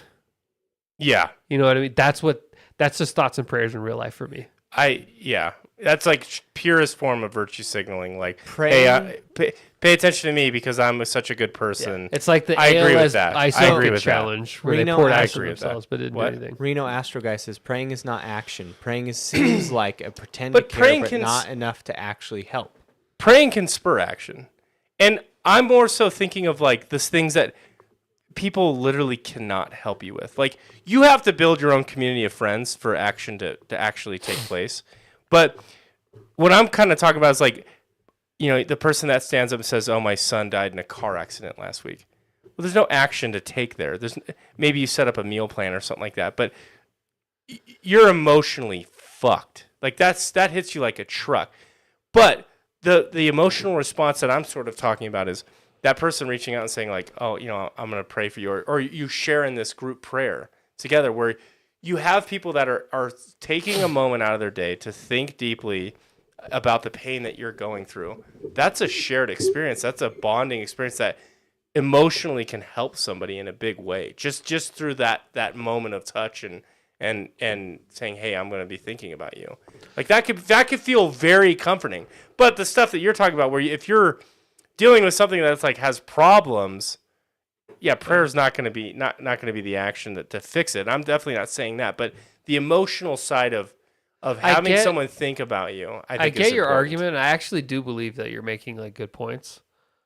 I don't think I'm at a place in my life to where I could buy into that, though. I personally don't. I'm not someone that benefits from. Like, I don't give a shit that someone's praying for me. I don't feel like. I don't know. I don't really think LS that says, works. I've had people tell me they'll pray for me in very negative, threatening ways. I don't think that I've ever had someone tell me they'll pray for me in a threatening way, but I have had people tell me they'll pray for me as a way of judgment. Like if I've admitted to something or I don't believe in Jesus Christ, and oh my God, I'll yeah, pray like for you, I'm having doubts about. I'm having doubts about our Lord and Savior. I'll pray for you. Yeah, That Yeah, You know one what I grinds mean? my gears. I'm like, that's icky. like have a conversation Yeah. with me then. That's icky. Like if I'm having that's anytime I've ever had someone say I'll pray for you, it's been in a context like that. Not saying it's always that, but like that's why I feel the way I feel about it. Yeah, so I wasn't raised like religious. any type of traditional religion. I don't know. I stand. We're letting kinda- skeletons fall out tonight. I'm just Yeah, kidding. I kind of stand in the middle of both you guys. Ellis says, "Be any kind of alternative person," and you've heard it all in negative ways. Sure. I'm in the middle. I see the points you're making, Billy, and I get it. I've been trying to verbalize or trying to figure out exactly my thoughts on it because it's like I do see the value, but then I also see it's almost belittling in a way, or like if you aren't part of that belief, if you aren't bought into it, it can almost seem like, I don't know, it can almost be offensive. Like I'm in a way. projecting my beliefs onto you. Yeah, and it's Well, like, that's the comment that you're talking about here, Yeah. which is like, I don't believe. I'll pray for you. Yeah. Like, I'm going to pray for that you come into my camp. Yeah. Right. Like, Yeah. Which is manipulative. or even like if it's an emotional problem, say, like you were saying, it's not something that they can physically help with, them saying, I'll pray for you. That to me still comes off as like disingenuous. I don't know. Because it's like, just talk to me. Like, just be a human being for me. But the part of that is because you're not religious. I'm not religious, so I'm not part of that culture of, I never grew up in it. I don't know it. But I get your points, but I also see I'm like in the middle. And I've been trying to figure out how to say it. That's the best I could come up with. And I also, and depends on how deep we want to go down this rabbit hole, but like, well, we're well in it. We've gone pretty deep. I've like, what do they call it? I think they might call it like weaponized prayer almost, but like, I have seen the profound negative impacts things like pray the gay away has had on people. And as LS mentioned, like being alternative in any kind of like, oh, you have purple hair, you must be possessed by a demon. You know what I mean? Like, I've just seen. Are you one of those dirty liberals? Yeah, like I've seen more often than not people use prayer as a way, use that I'll pray for you, that mentality, all that, more as a way to try and get someone to change who they are, and as like a way of judgment than I have actually seen it used for good. Now, if we're talking like, we have a group, we have like a guys group, and we're like, hey, I'm going through something, and like, we all put our heads together and we're praying and we're like having like this like positive like vibe moment and like a therapy session, like we're all give us the strength to deal with this together because we're a team. Like, I feel like that's different. But I feel like you can achieve that through just communion. Well, and just friends. I don't think it necessarily has to be through religion. See you, Reno Astro guy. Got to hop off. Yeah, like to me, as somebody non-religious, having like, because I'm trying to think, I've had situations right where like friends are going through something really tough, and it would be the perfect situation to probably say, you'll be in my prayers tonight. But usually I say, if you need anything, let me know. I'm always here. I'm just a call away. And to me, that means so much more. I think that's sort of my argument, which is the reason why you say that is culture is I think a lot of our culture is impacted by religion, and saying that has probably religious ties, which is, I'm here for you. The community. Yeah, aspect. Exactly. Love thy neighbor. If you're just tuning in, that kind of stuff. If you don't know anything about us, this is a nerd podcast. This is not a religion theology podcast, and none of us are actually even like religious. Really. No, none of us are practicing. I'm definitely not. None of us practice. We're making it seem like it's two guys debating like the pastor, which is not some case. Model, freaking churchgoer. But LS says, Billy, I think you were viewing it as mainly a support system, which I think is 100% right. And I think if that's how you're viewing it and it works for you, that's great. And my argument is I think that you could achieve those things in maybe healthier ways. That's what I feel. Well, I think a lot of your guys' examples are probably because you guys are outside of the church system. And I'm saying you guys because just we're talking to you. Because I'm outside the church system too. But I was more so thinking of the person that is inside the church system and how powerful it can be to have a large congregation of people sharing in your triumph or failures or loss or whatever it is, how powerful that can be. Yeah. And the power of prayer of like really sitting and lamenting on what you're struggling with and feeling like you have a community of people to help step up. I think one of the examples I think about all the time is your mom. She stood up one day in church, was talking about some of the stuff that she would do like for outreach stuff for homeless people. And the guy, everybody prays on it. And then that did spur an action because immediately after, I'll never forget your mom telling me the story. This old guy just slipped $100 into her purse, said, "Here you go. Here's a little help," or whatever. And so prayer in the absolute sense, is not action, sure. But it can spur action just like anything else. And I think it just is a tool to express yourself and have conversation about what's struggling you. And the cool thing about, I guess the function of prayer is you talk about the worst shit. You talk about the stuff you're struggling with.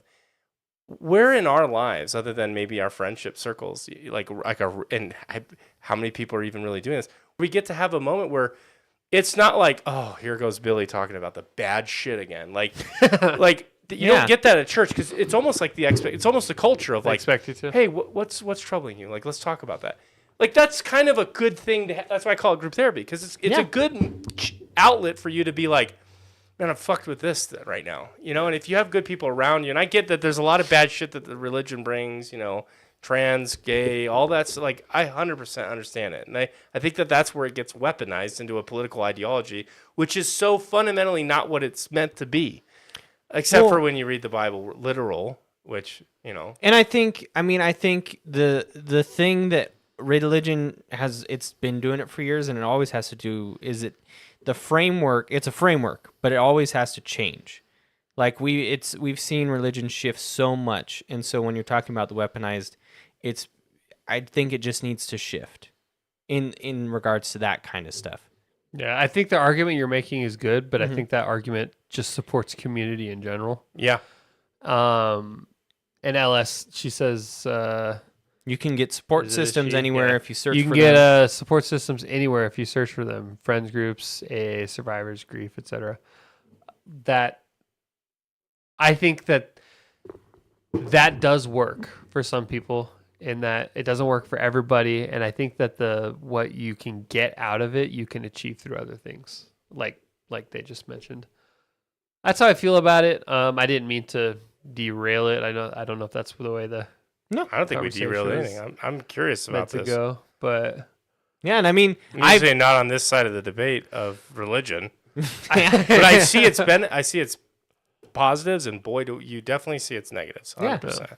But I think And- that's why it's fading, and I think the best parts of religion will adapt and stick around. stick around, because In they'll some learn aspects. like, hey, probably shouldn't do that. I mean, our church, like, we grew up, our pastor had a I don't know if she was trans, but she was certainly a lesbian daughter. no. And that was kind of cool. It was just normal. She was our what did they call it? Sunday school teacher. So she was always, you know, in our lives, and didn't think anything about it. But then you learn as I got older that was part of our pastor was ousted after, you know, many years, because fucking old losers didn't think that it was appropriate. That's what I was gonna say It's too. fucking I was like, stupid. but if you remember right, Yeah, she ended up getting excommunicated from our very church. which is ridiculous. Yeah. So like, yeah, I don't know. That's where I'm at right now. I would say before I had a kid, I was pretty like, I only believe in things that can be explained type of way. After I've had a child and I've had a conversation I have lots. I would say that if anything, I'm spiritual. Yeah. Like, I'm open to a conversation with anyone at this point, and I'm willing to take like the good with everything. Like I would always describe myself, for the longest time I didn't know the difference between atheist and agnostic. Yeah. And I'm definitely more agnostic than atheist. 1,000,000% agnostic. Like I yeah. don't know. I don't think there's nothing. I think but it's just don't as know. silly. Yeah, I think it's just as silly to be atheist as it Yeah. is as it's like super religious. Yeah, I'm just like, One denies the existence, the other one admits the existence, and it's like, well, you both don't know. I'm open to anything, and I actually think some of the more interesting people are people who are deeply spiritual, whatever the fuck that's manifested in. I think that those people have a better connection with relationships, a better connection with our planet, humans. I think that there's just more well-rounded than like that hard and true atheist, like everything's fucking not real and life is meaningless. Like, you know, the more nihilist. I think atheism trends to nihilism real fucking quick if you jump on that boat, and I think that that's just silly. Because even if it does mean nothing, you're still alive right now, aren't you? So make something of it. And, Make it mean something. Yeah, exactly. Yeah. It can mean something to you. You just have to invent that meaning, find it. And I think it's a much better way to live. Yeah, I don't know. Like, we're not born to be that way. We're taught. I'm not sure what that means. What are you think it was in regards reference? to- It was I think it was in religion. regards to like some of the negative aspects we're talking about, like getting ousted from the church, like, you know, that type of thing. Hatred, I guess in general, is arguably a learned thing for the most part. I do think that there's some there's some people that are they just want to watch the world burn, and Joker. and I do think that emotion is not taught. Like you can feel angry about, so like that's just human beings. Yeah. But I do think when it comes to like specific things, like I hate you if your skin is this color. I hate you if you kiss someone of the same gender. Like I think that those types of things is definitely culture and how you're brought up. Like if it doesn't affect you in any way, I don't think that if you weren't taught it, it wouldn't affect you in any way. I don't know though. Yeah, but I feel confident on it, but I can't say because that's another one of those things. We will never know. Culturally derived. Because, So it's a little sillier, but it's on the same topic. I would just start thinking about when you're saying that. So like, you know how like babies and cats are like pre-programmed to be afraid of snakes. Yeah. What Instinctual. would that count as? Instincts? It's evolutionary. But at that point, is the instincts. baby afraid? No, I think it's a biological impulse. Biological to feel like reaction. they need to avoid because snakes kill. Yeah. And they've killed enough of our ancestors million years ago They were like, whoa. that it literally was built into our DNA to avoid it. Same Isn't way that that crazy? we feel about heights, small space, anything that can kill us. I think the evolution has taught us to feel uneasy with. And if you don't feel uneasy about it, then that means that there is something not 100% right with your DNA in that area. I think generally as a human, if they're perfectly made up, the you know, like if they're perfectly designed human, they should be afraid of anything that would kill them, because that's what evolution would do. Like heights don't bother me. I've always said I have a healthy fear of heights. I can stand on the edge of the Grand Canyon, the very edge, and it wouldn't affect me in any way. Yeah, And I wrong think with there's you. something wrong with me. Okay. But like, if you try and get me into a tight space, like I have panic attacks when I watch caving videos when people are crawling through. Yeah, those like, are wild. I can't do it. I cannot do it. It scares the hell out of me. So LS said that goes into the whole nature versus nurture psychology debate when you get into the people that want to watch the world burn. We can have another hour-long conversation on that. Nature versus nurture is wild. I love learning about that in psychology.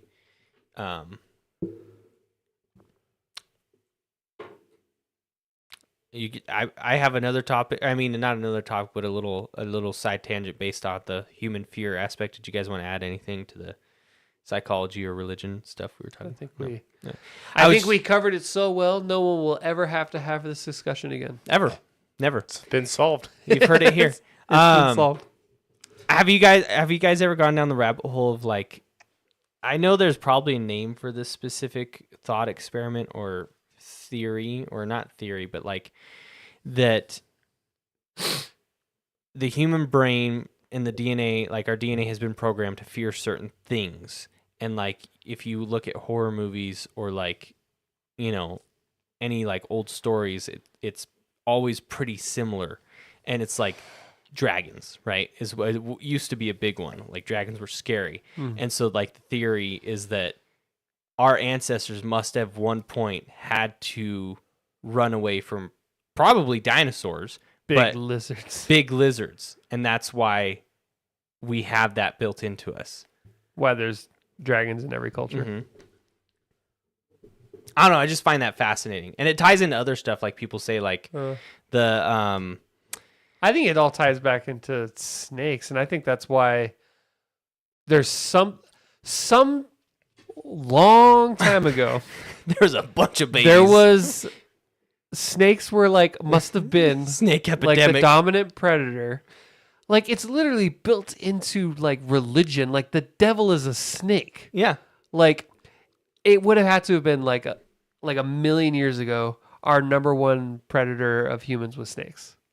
It just because it's built into everything. Well, and then you also and have all dragons are at the end of the day are big snakes. Yeah. And then you also Flying have snakes. Flying snakes. that Uncanny breathe Valley. Fire. The Uncanny Valley thing. Like Yeah. people think that's tied somewhere in our ancestors, and I think that's Neanderthals. You think that's a human versus Neanderthal thing? I think we were like, these people look Because weird. they did exist at the same time. Yeah, and we're like, we need to kill these guys. Hmm. I don't know.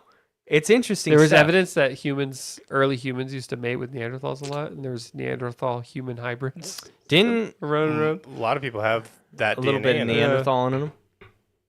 But do you think do you think it's snakes or dinosaurs? Why? Like where all that stems from? Where the Definitely fear not of- dinosaurs. No. Yeah, humans weren't even. It was no too way. long ago. But what if there was a few dinosaurs that survived? Not in the way within that the last we understand 2 them. million years. Chickens. I mean, crocodiles are still. That's what I technically- mean. Not in the way that we understand dinosaurs, You but think of like like a T-Rex crocodile- or something. Yeah. like sharks have been around for 70 million years. Yeah, you haven't w- evolved, and Some of the fossils might have existed, and like I could just imagine like some king's throne being built out of like a T-Rex skull or something crazy, and then that influences some kind of culture. Like, oh, it's a and- dragon. yeah. He's But I like, just "Yeah, think like it is. it's not that big of a leap. Like you take, where was most civilization was born in the riverbanks of the Nile, effectively, in like Mesopotamia. Yeah. And the Tigris and Euphrates. why? It was the first time that we learned how to generate power in And the form farm. of a windmill in harnessing the power of the river. And the reason is that was the first time, that was the first invention where we could crush grain, that we didn't need every person to farm for themselves. Like it didn't take, basically before that point, it took everybody's full effort to feed themselves. Then all of a sudden that allowed for an economy of scale. And then people could get other professions like, oh, blacksmith, leather worker, this and that. And all of a sudden, allowed more time. exactly, agriculture. You could specialize in agriculture. And then all of a sudden you could expand. Wouldn't snakes come from? Yeah, I'm sure that there's some dinosaur DNA. So maybe it was a giant snake. I just feel like if you look at any ancestry, they were obsessed with the sky. So I don't think that, because what else is there to do? You just look up, Yeah. And so what would be the scariest form of a predator? It would be a predator that you have no ability to attack, so it could fly. Huh. I don't think it's that crazy. And then why would they look that way? I don't think it's that. You basically it has to have wings, because all birds have wings, right? So it would have to take that form. Not And Chinese then- dragons. What do you mean? They just float. Chinese dragons don't have wings. But they have like arms? They just kind of do this shit. Oh, They're just- yeah, they're like worms. They're just Like snakes, that snakes. slither through the sky. Mm. But their But let's dragons look are at- more revered. Their dragons weren't just like held in They high aren't honor. evil. I they mean, weren't some just are. like I'm some sure, are, but some aren't. some Like, are gods. All are gods, actually. I think. Well, if you look at their like geographical region, I bet you it's probably in places that are dominated by snakes. So And I think more people are afraid of snakes than they are spiders. So there had to have been some kind of genetic programming. You're absolutely right that we just are predisposed. there's to a hating snake snakes. epidemic. It at was some point in crazy. time, He's a dirty snakes- snake. I mean, it's still part of our. At some point in time, I'm talking hundreds of thousands, possibly even a million years ago. Snakes must have been fucking us up. And we're like, we need to Like, figure something yeah. out. Or we would like throw people into a bed of snakes, or Yeah. So, some cultural Indiana punishment. Jones. Why did it have to be snakes? Snakes. So then I've seen that theory further stretched to say that like all horror creatures, like now you got me. Now you got the gears turning. They somehow relate to like our genetic fears. Our fears, 100%. right? And so Harry it's like, Potter, the spiders. or like, so do you Shelob. think, like when some creature doesn't have any eyes, that's creepy, right? Does that have to do with snakes? It all Does snakes it have all eyes. tie back to snakes? Snakes have Because eyes. they're smooth and their eyes are tiny on the side of their heads. Well, I just think they're very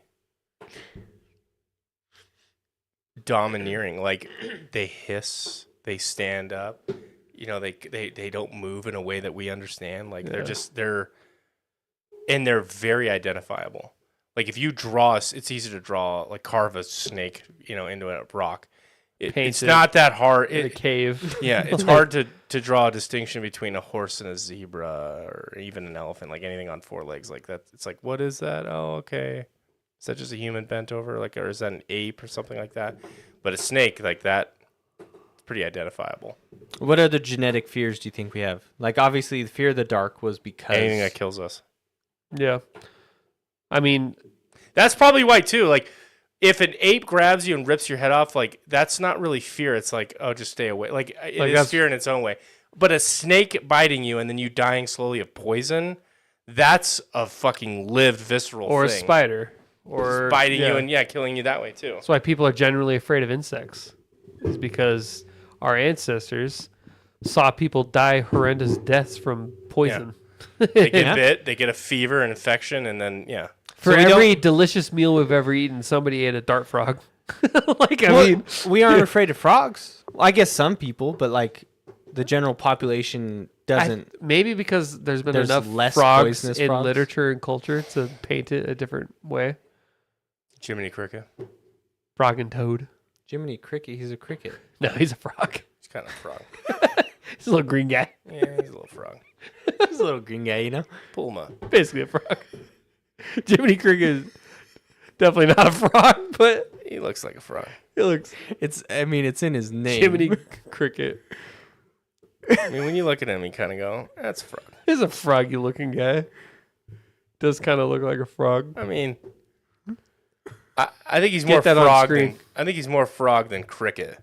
I don't know if I've ever seen a cricket smiling at me. Crickets are fucking ugly, man. I went to elementary school with a guy who was terrified of snails. Snails. Hmm. I would never eat escargot. I can't bring myself to do it. It's not that good. Unless you pay me $100. I was just saying, No, do it. I could pay you $1 and you do it. Like, all right, fine. You're like, all right, well, give me the $1. How do I put it on the screen, Billy? Second monitor. Yeah, choose the second monitor. Okay, and then and then go it's to black. second monitor, and then click on the scene. Yeah, and then choose, Window capture. Yeah, and then change the Okay. to that. Okay. And Jiminy then Cricket. transfer. Yeah. All right. Okay. Look at this chat. That's So what do you think? Is this a frog? It's pretty much a frog. Yeah, you sure? He hops around. Crickets Jiminy hop too. Cricket is a version of the talking cricket. Of course, he's a fucking cricket. It's in his name. But I'm I saying know. he looks like a frog. He's We're a frog. joking. He's a frog. He does look like a frog, actually. Now that you pointed that out. But so, you think there's been enough frogs, Jiminy Cricket included, to sway public genetic opinion? Yeah, like Princess and the Toad.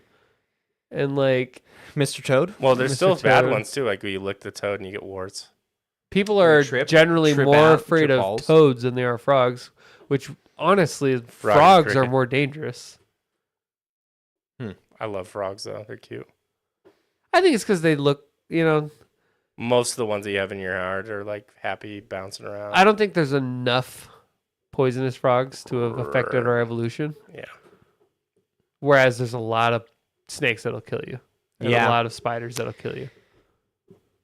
And I guess the poisonous frogs never really spread.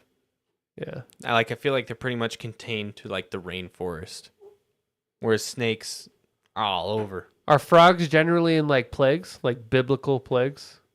Are there Yeah, frogs in them? the The frogs bubonic raining. frog.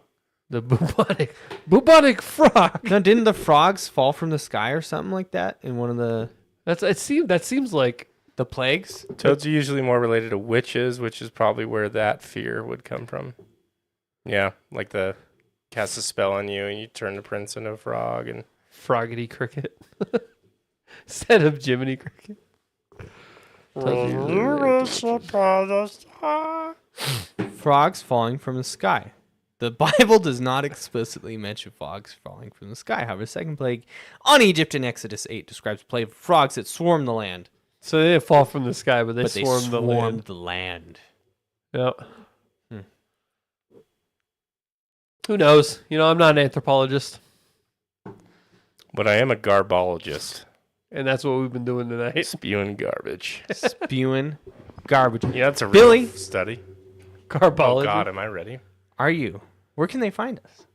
They can find us every Tuesday night, 7 p.m. Pacific Standard Time on this YouTube channel right here. We have also introduced a new series that we're going to be doing, Thursday playthroughs. Right now we're working through Guild Wars. Hopefully Kyle and Tori can join us this next time, and then soon we'll have my wife join, and when we get to that part in the game, and then after Guild Wars, we can go and play other games together. And Maybe eventually we'll finish Baldur's Gate. Maybe. we do Baldur's I Gate think next. we get him do in. Baldur's It's Gate cross-play now. That update just went live. Man, I are we think, right? really ready to... I Yeah. mean, this is why I lost, because we got to go through Guild Wars. But are we really ready to start that over again? Yeah. You guys did so many playthroughs of that. I mean, I've done 10. but now we have the ability to do crossplay on it. I Yeah. would be down to. And I want to see suffer Billy. through I it. want to see Billy optimize his sorcerer build or whatever, or wizard or sorcerer. And by the time we play, maybe Warlock. there'll be like a mod or something. Play I the can add. Jedi games. It says the Jedi Survivor ones. Those Is ones? that multiplayer? I No. don't think No, so, but right? we There's are good. no harm. And you guys we just don't watching have me to- play. We don't have to play together. We Yeah. can play- Well, Mass Effect. You were playing. We weren't with you. That would kind of be fun for people to watch. You honestly- you guys screaming. Like, you might "Dude, that's actually the like commentary." the Jedi Survivor games. The combat will look fun. It's very Souls-like. Yeah, Closer to like Sekiro than Souls, but it's still very Souls-like. the combat looked actually like Yeah. a lot of fun. I watched a playthrough of. There was 3 of them, right? Or was Two it of just them 2? so Just far. 2. Yeah, I think I one watched with the Cal second Kestis. one. But yeah, then I want to do So, another yeah. playthrough of the second one. I really Jedi like that. Survivor. What's Yeah. the second one called? Jedi. what else would be a really fun game for us to? Oh, we could do Elden Ring co-op, something like that. That would be fun. Yeah, Use Yeah. the co-op mod. the co-op mod's awesome. Yeah. Good. I don't know. I Oh, we could do. Oh, I did receive a formal request for this. He bought golf clubs, Oh. did so on Amazon. I Nice. received a live stream of us golfing. Oh That god. ain't gonna happen. How do we have the equipment? We do not have the equipment. But We're not going to be those people. We're not gonna be. We're those going to people. be. Hey guys. Hey guys, check out my vlog and then shank every shot. Supposed to be a third game, but not sure it's still being made. Play games that scare you. That's always Oh fun. God, Ooh, Outlast. You ever play Outlast, Billy? You don't like scary games, I right? hate scary games. So bro. I want you to play Alien that. Isolation. Oh, Yeah, you know what's funny? He always says he doesn't like scary games, but he played and beat Alien Isolation in like a night. Which was probably one. I don't know. That's up there The- for scariest okay. games. the AI. That fucking game is scary. I could go on for a good section of our played it in the podcast dark too. talking Just about the AI of that alien. Yeah. Have you ever looked into You it? told me Have you- about it. It's insane. It is so fucking cool. I remember they have like Tracks noisemakers in your- that game, and I remember I still think it's hilarious to this day. He didn't know there were noisemakers, so he would like get like a melee weapon, and he was like hitting something, and then he ran away to like get the alien to search. I mean, it worked. and it worked. I remember hiding in his closet. We could once, play the Outlast and it games. ripped the fucking door open. It scared me. We'll watch him play it. Because you mean you have played it, Yeah. right? Since you don't like horror games, you'd be the best person to watch play them. Oh God! Yeah. Because otherwise I'm the we'd be worst like, jump scare. Yeah, I like this part. This part's really cool lore-wise. If you look into the lore, it's actually really cool. This guy. I've Why'd he played, scare me there? He's not supposed to be here. I just talked to this Scrolls guy, and he. I've played Outlast so much that like it just has no effect on me anymore. Like it doesn't affect me in any kind of scary way. Yeah. Whereas But- Billy would be good. What if You we get did, like- some good headphones on too? You know what I Sound would like design to, in that game? You know what I think is a perfect blend of action and horror that Dead Space. no, you should play Resident Evil. Which one? Starting with Resident Evil 7 and then play 8. Okay. I played. Did I play Village? You watched Did I watch a someone? live stream, which is basically the same thing as playing. Okay. According I feel like to I you. played it. Dead Space. I won't play Dead Space. That's way too scary. What about like man, there's a lot of cool shit that we There could is. It's endless. Possibilities are endless. We could play a digital version of If we Kyle's play- D&D game. Yeah. Yeah, we could do We the. could pull it up on the screen and like have like the the D&D. Well, they have the website. Yeah, I know. Yeah. And then we draw out the maps and stuff. I'd be down for that. I want to play D&D. And that would be a dedicated night. I'm down. I've been wanting to play D&D so bad. I tried to get something going on Witcher tabletop. Let's do it. Let's do it. That was years ago. Years ago. I've lost the files. No. Well, I want to be Dylan I want to Rabber. the fan. Self-insert into whatever universe. If we're we doing. play a horror game, Resident we Evil have to have Village. Yeah, Les. Hell yeah. we have to. Well, I think you should start with. you got to start with Biohazard. You or should play whatever. Biohazard first, which is 7, Oh, God. and then Village, Yeah, because that Village it's the continuation. it builds directly on 7. And I argue that 7 is better than 8. I loved I agree. 8, but I think 7 just had a little bit more of that classic horror that I was looking for. Well, because our playthrough of Guild Wars was one of our more successful streams. Yeah. We did it for 4 hours, and we had like consistently almost 10 people watching it. So that was fun. And if we got something that was like, I don't know, not 20 years old, we could have some fun with it. I think if we did decide to go the horror route and play like scary games, I feel like you have to have a face cam. Yeah.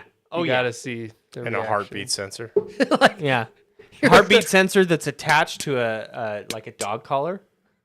What? Electric just dog like I'm collar. choked up. No. Electric. Oh, God. So then I can never get my heart rate back down. It's just fucking. How do I get this thing off, Dylan? And you're like, take it, bitch. You get banned. We're like, we don't allow Fucking explicit content. You like it. You like. Oh, I mean, what the fuck, man? Why are you going there? All right, I'm fucking like. I'm would be playing perfect. Channing Tatum's character in that one movie. It was like a fucking you dog sim. wear like a leather. Maybe it would. Golfing for you, Dylan. You like what you see? Ah! You're like, yeah. I like that 160 beats per minute. Yeah. Oh, this next part's real scary. Let me drop my We pants. can only stream to certain websites. Kick. YouTube doesn't Kick. allow it. Go to Kick. I can just imagine I'm over there fucking burning my skin and hurting, and Dylan's like, yeah. Yeah. Take It it. puts the lotion As on he its starts body. playing with his bird feet. Yeah. My bird feet bucket. Well, like, how are you guys are you guys watching live? So then there's like a delay of what I'm doing. We could just sit in the background while you play. Like Kai Sanat Yeah. has like all the Got his people. crew. Oh, Kevin Hart, Yeah. random people. Well, I mean, so like you could play in here. You could move. You could. I know you don't want to do that. That's why I joked about it. 'Cause you don't want to. Thanks for Wow, explaining dude, that. there you go. I think we need to stop. We're losing it. No, We need to end this this is stream. peak content. Cinema. Right Oh, well, I Please tried. continue. now. They can be commentary, maybe. Yeah, it could be like the picture show. What's it? You could be. I could be It'd Asmongold. be like one of you those guys are picture McConnell. shows. See? You know, it's a I real could be, talkie. I could be Asmongold. You guys are McConnell. McConnell always Who's watches. McConnell? He hasn't played with him in years, but McConnell's a funny character. He's not relevant. I He have watches no clue of any of this. I don't know some streamers. of the best ones. I don't know. Basically, like they'll be doing like hardcore. Some of the best ones. Oh, dude, that's some of the funniest shit I've ever seen. Like they'll be playing like hardcore World of Warcraft, which is super exciting, and he'll like die, and there'll be like a delay he'll be playing Souls, like Elden Ring. His original Elden Ring play had McConnell on it, and he would die, and Asmongold would be like freaking out or whatever, like silently, like, and then you just hear like McConnell like 6 seconds later, like, and it's just so good. McConnell is hilarious. It's like when Kyle was watching me face for Dawn and his mic was muted, and I had to celebrate by myself. I'll never after the yes, no, dead silent. Yes, there we go. I'm spamming in the chat. No one else saying anything. You're like, all right. How comes on? Oh, I was muted. You'd be like, That was really Okay. good, Dylan. Good job. whew, whew. I'm gonna go to bed now. I guess, anyways. And then I come off. I was muted. You Still didn't didn't say have any anything either. energy. You're just like, man, I had no hype on me doing this. Like, okay. It's just like, yes! That was the most like 13-year-old pubescent boy, like, yes! Oh, yeah, fuck yeah, I'm so fucking good. It's better than the first time I beat Radon, and like you don't hear a single thing throughout the whole fight, and then as soon as he dies, you just hear me. Like I just like I wasn't breathing for the entire fight. I know in my bones. I die because I hold my breath through the whole I fight. still have not beat that expansion, and Uh, I can't tell you how do little I you give a shit about it. It just Consider came out at the yourself wrong time a for you. true Elden Ring fan then?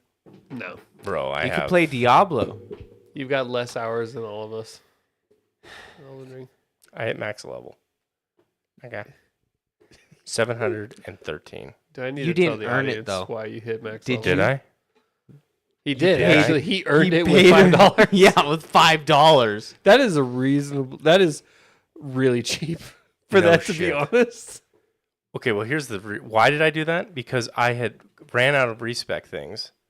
I was on max reroll, and I was organically level like 470. I had burned that. So I could run 99 any build I wanted, but I was tired of respecing if I wanted to do like a faith or, some weird thing with arcane blood or whatever.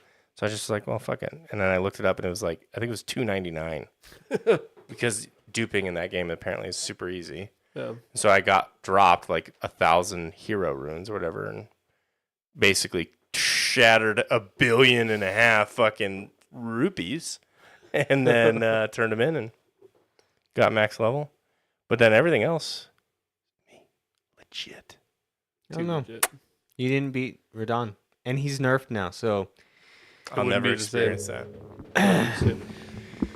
How nerfed is he? Have you gone back? I I don't haven't. I ever beat wanna him fight him again. twice. Do you know why I don't like to play that game? Why? The blessings.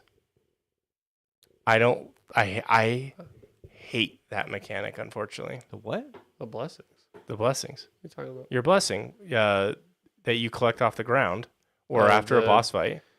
The shadow tree Isn't it fragments. Oh, the Erd Tree? Erd Tree Blessing, right? Isn't that what it's called? Or am I wrong? I thought it was Blessing. That like you The shadow tree fragments that make you stronger in Yes. that DLC area. I thought it and was you'd have Erd max 20. No, it's shadow tree fragments. Oh, but it's spelt weird, right? Yeah, like Skadu. Scadu Tree. Yeah, yeah, Scadu yeah, Tree. yeah. But you can have like max 20 or whatever. Yeah. I think that takes away from the entire shared experience because then it goes from I beat Radon to Yeah, I beat Radon with only blessing 12 and it's just a fucking stupid. Yeah. we've been through this Conversation. debate before. It took away. I don't know what it did. It just took it away from me a little bit. I think it more so had to do with the fact that you had just really heavily gotten back into Guild Wars right when that came out. It ruined Probably. your experience because you were thinking about Guild Wars the whole time you were playing. Had that expansion come out like a month after the game came out, I think you would have had a different experience. Yeah, probably. Because I only played it one. I beat Mesmer, and then I kind of progressed a little bit further than that, and then I did that in one night, one sitting, like Yeah. 8 or 11 hours or something like that, and then I've never touched it again.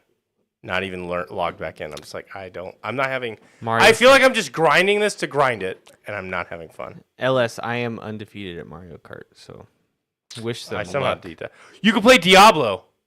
Yeah, I said that. I read it off the comment, and you didn't hear me say that at all. We kind of did Too play late. Diablo. we did. We beat the whole campaign together. We didn't stream it. All these missed opportunities. Path of Exile 2. Mass When Effect it's full launch. I'll play Mass Effect again. on stream because we didn't stream it. There's a lot of things on Mass Effect that doesn't make for good streaming. True. There'd be a lot of things you have to do off stream, like scanning, and like Probing Uranus.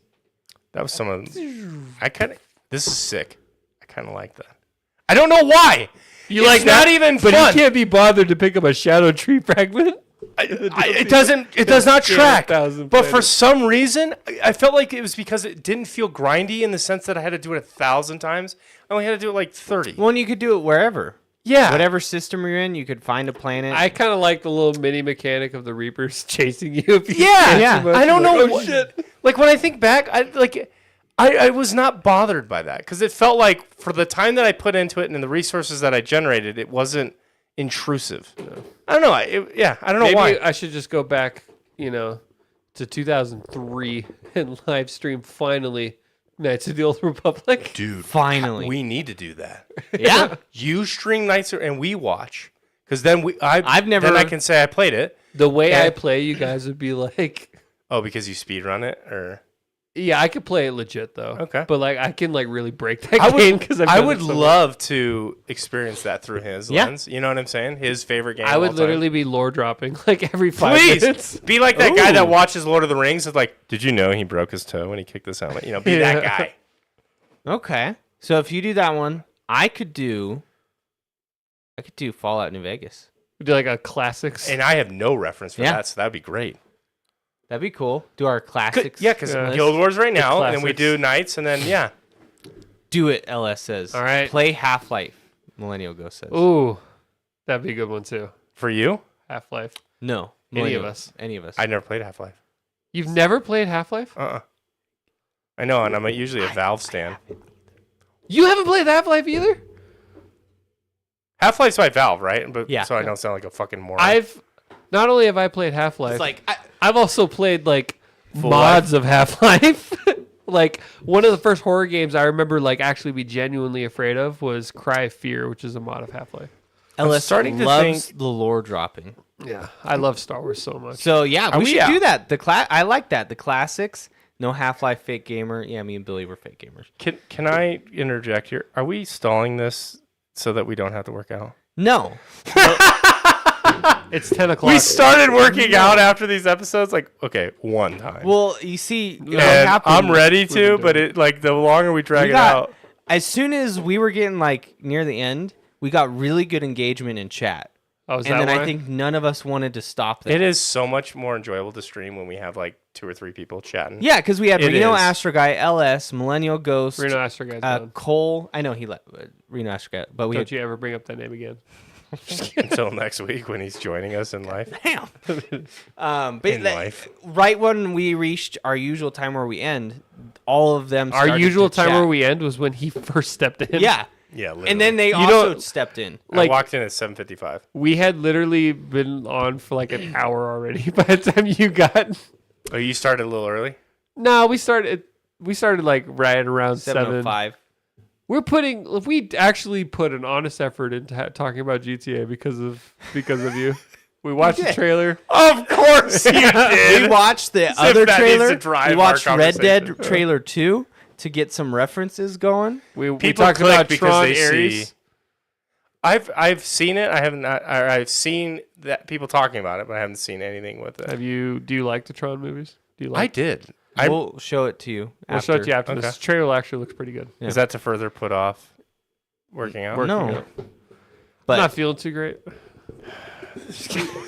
Blazer or no blazer in the workout? That's going to be the decision maker. it's got holes in it. 8 is just a better time Breathable. 8 is just a better time. for you, not for us with Is it lives. 8? Is it 8 Pacific, 8 Eastern? Wow, that's pretty mean. It is. My life is you guys. Once upon a time, I didn't even wake up till like an hour before 8. I don't know if I ever got that. I mean, No, I I think never the got that latest I bad. ever woke up in my life was 5:30 p.m. We used to That was one time. back when you worked at the casino and I worked at Dairy Queen. Hell yeah. We used to have to set our alarms to get up at 4 to be to work by 5. We would have to set. See, we now wouldn't wait. I this- had one as a fail-safe. Yeah. This is stalling right here. Yeah. This one. No, this is just typical us So you're dipping like- into our Reminiscing childhood, as leaving I'm you just out of the sitting here, like- conversation. So chat. Yeah. Keep going. So this one time we got in a BB gun Yeah. war. You Oh want to? fuck! I grew up We threw as apricots a single and we got mad. only child. Get this, Austin didn't I have grew a up- BB gun. I climbed He threw a climbed water trees. I had gun a little All right, village This is of the really worst cool- content of all time. This is the worst. People are lost. Where So can it people sounds like find us? People want us to live stream on Thursdays. Where can We need to do this. Yes, and we need to do the old. I love the old games. I love that idea. Yeah. Play your favorite game. Yeah. And then we Kyle's abandoned us. But we need to do that. And Thursdays is kind of a cool time. We'll lock in on that. Do we have a time Thursdays for people watching? I'm always on around 7, and then you seemingly have been joining around 7:30, and then whenever they're able to get on, then we can do that. So I'd say around 7. Look for us. Yeah. But if you're because I'll go live early. I don't give a shit. if you're subscribed, you'll get a notification when we go live. That's right, and that time is Tuesdays and Thursdays That's right. around 7 p.m. Pacific Standard Time. Later on Pacific Daylight Time. Yeah. Enjoy us. Yeah. Have fun. Come chat. And remember, guys, with a good KD, you get the dub. Bye, See y'all. guys.